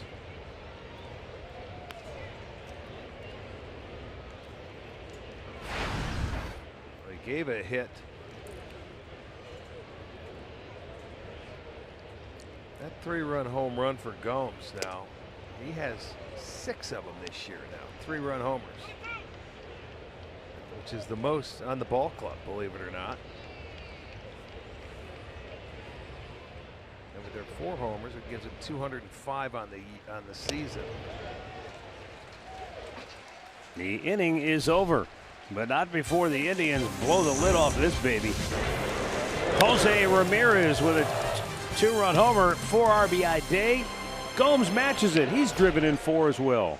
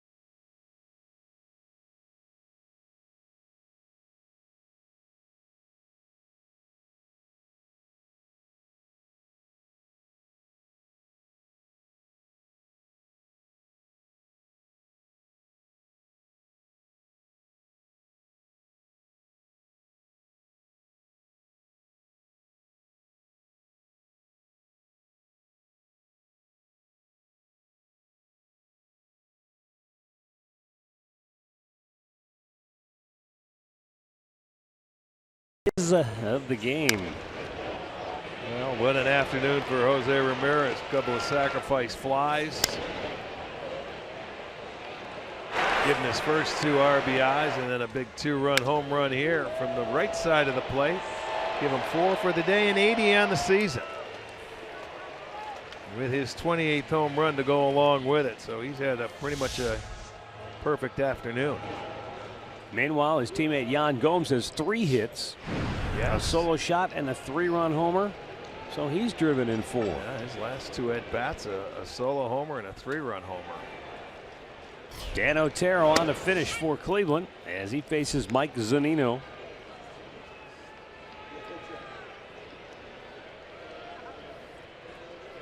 Gio has taken over at first base with Yandy Diaz now at third. Well, and you know, in our last homestand, when we go out there early and watch the infield, we see him taking ground balls over at first base, but this is the first time he's going to appear in a game over there as Diaz goes into third base.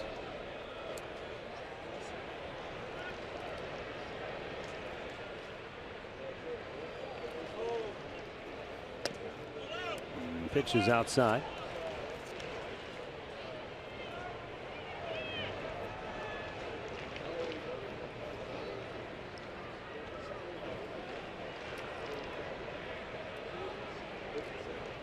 Otero's 2-1 offering is slapped out of play to the right. Daniel Vogelbach has moved to the on-deck circle to bat for Heredia.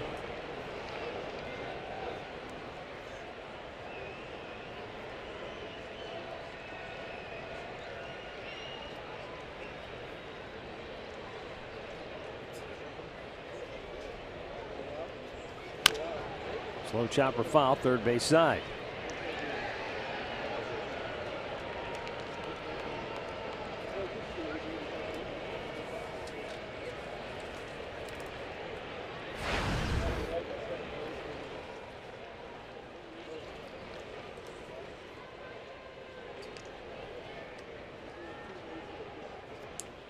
Zunino chops another one over there.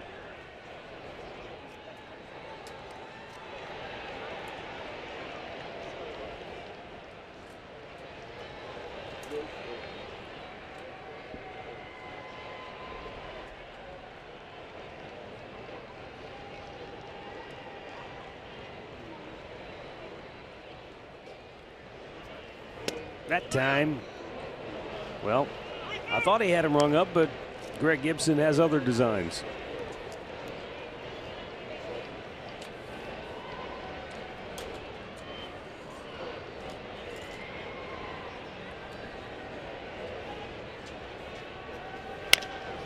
And a base hit in the left field.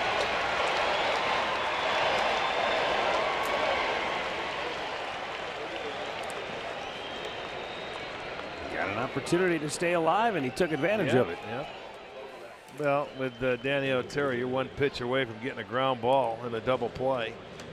He's very good at that. They have already turned a couple double plays on the year, or in the game, and that gives them 161 on the year, which is the third most in the league, as we mentioned earlier. I think 161, that qualifies as a couple. Yeah. Well, this defense, not only is it really good when you've got the regulars in there, but he's able to move guys around and interchange people, and they don't really, there's no fall off. You don't lose a whole lot. That's the one thing he likes about his young kids coming up that can play. They can play defense first. They may be a little short on the hitting end of it, but that comes with time. But boy, when you have a staff like the Indians that can strike people out, and they have the most strikeouts in the league, and they're setting records, and then when you can get your ground ball double plays, which they're capable of doing in situations, that goes a long way, especially when you make your pitch and you get it turned.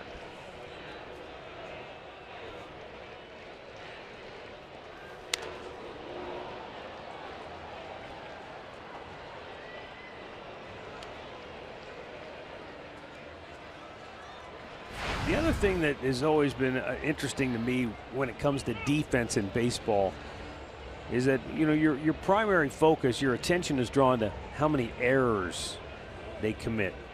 But that doesn't maybe always tell you the whole story. because you want to know, like, what kind of range, what balls aren't they even getting to? Right. You know, a good defender maybe at least knocks down, keeps on the infield, keeps that guy going first to third. There's a lot of little things that go into defense that maybe don't show up in the line score. If you don't give any extra outs, 27 outs are enough outs to get, and it's hard to get 27. When you give 28, 29, or 30 to a team, and you got a good chance of losing the ball game. Another thing is something we talk a lot about is double plays you don't turn. Bingo, they come up and bite you a lot. It doesn't show up in the box score anywhere. It's nowhere to really look at that unless you're watching that game. And you've got two guys in the middle that can really turn it. Well, that's worth a lot. That's the thing. When you have players that know that and they make the plays and they do not give you extra outs, you're going to be in the game if you have good pitching. It's tough to beat a team like that.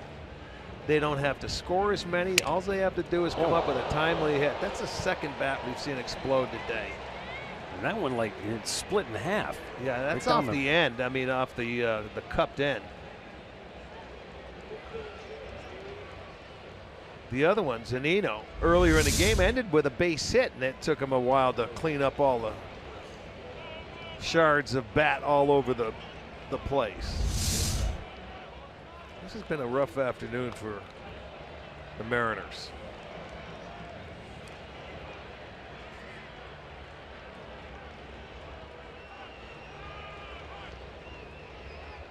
Well, Otero's trying to get that double play ground ball here.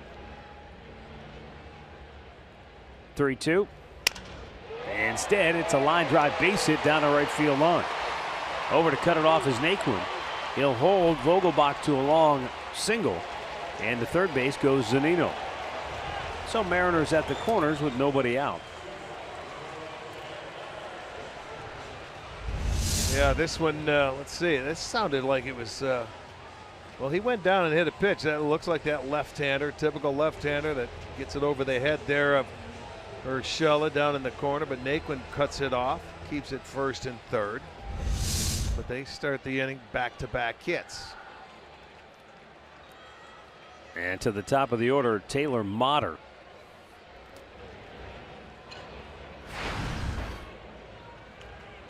Came on for Gene Segura, who had to leave after he was drilled on the bare hand by a line drive deflected off of the glove of his teammate, Robinson Cano.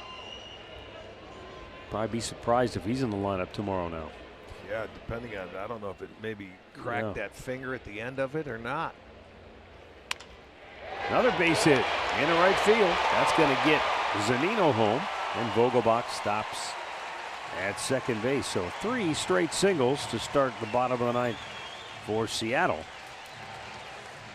And it's now an 11-3 Indians lead.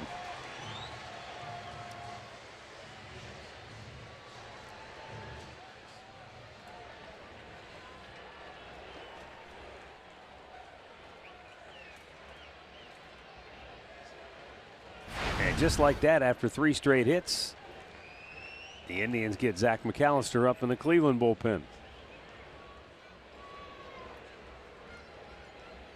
Mitch Haniger takes a strike.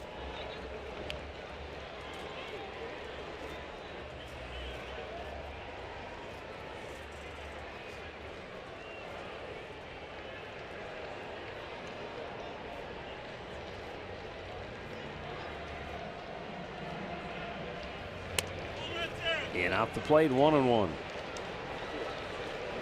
We're back here tomorrow for the series finale and the last road game of the regular season for the Indians. 4 o'clock Eastern time start. Corey Kluber, Mike Leake is the pitching matchup.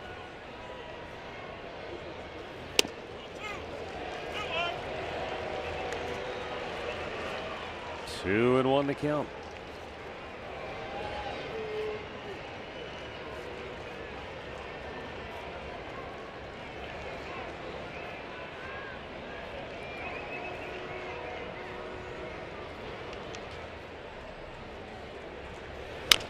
Slowly chopped to third. Diaz steps on third, goes across the diamond. Double play. That's what you were looking for. and made it very simple for him over there to just step on third. He was right there. I mean, he caught it and the foot was on the bag and an easy throw across. So that's a 5-3 double play. Third one turned today. They get the 2 outs. Now Seattle down to their last out. Just a couple of minutes under 3.5 hours at this point. Robinson Cano 0 for 4 is the batter.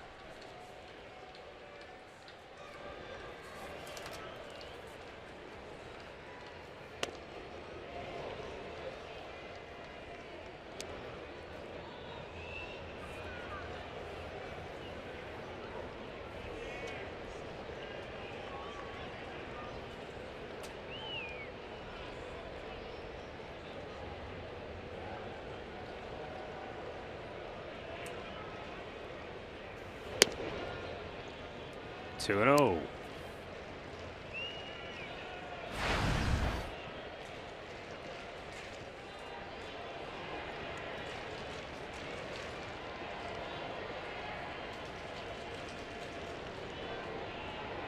Indians trying to secure their 52nd road win of the season.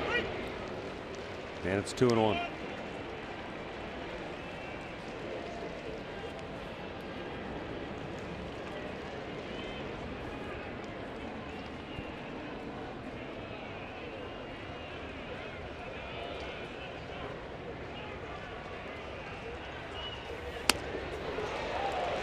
Goes up high. Chasen couldn't get there. 2-2.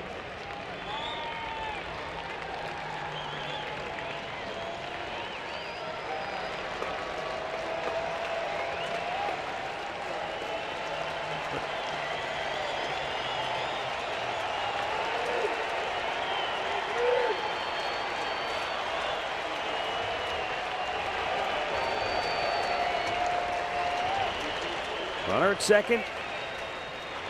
2 down. Indians leading it 11-3 here in the bottom of the ninth. 31,565 turned out today on a beautiful afternoon. Only to watch the Indians take the Mariners apart piece by piece. Cano with a line drive single in the center. That'll keep the game alive as a run comes home to score. Motter crosses home plate, gives Cano his 94th RBI of the year. And it's the 4th hit of the inning for Seattle. And it's going to give Nelson Cruz a chance to bat now.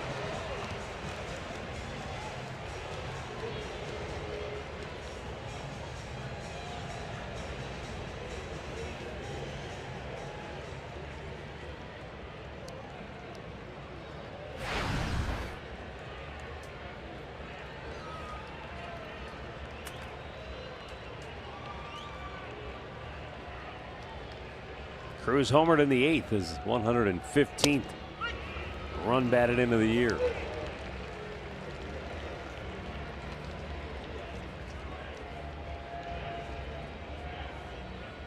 Unlikely anybody will catch him for the RBI crown. Jonathan Scope started the day with 105, closest guy to him. Yeah, this guy, he's been an RBI machine for a long time after he left Texas. Remember, he played that 1 year in Baltimore at a cut rate price before he signed the big deal out here, and he's come out here and he's produced ever since. 0-2 just off the outside edge.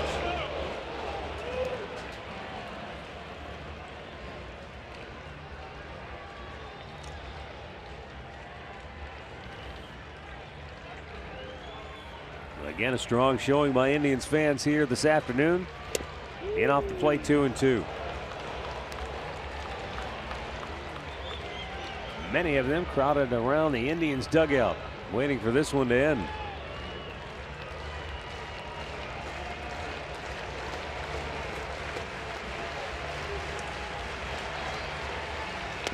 He tried to hold up, but Greg Gibson rings him up to end the game. The Indians beat the Mariners by a final score of 11-4. They've won 28 of their last 30.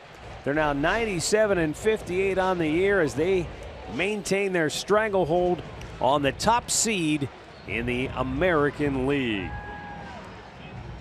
Indians now with their 52nd road win of the season, equaling the 54 Indians in that category. Well, this was a game in which Carlos Carrasco gave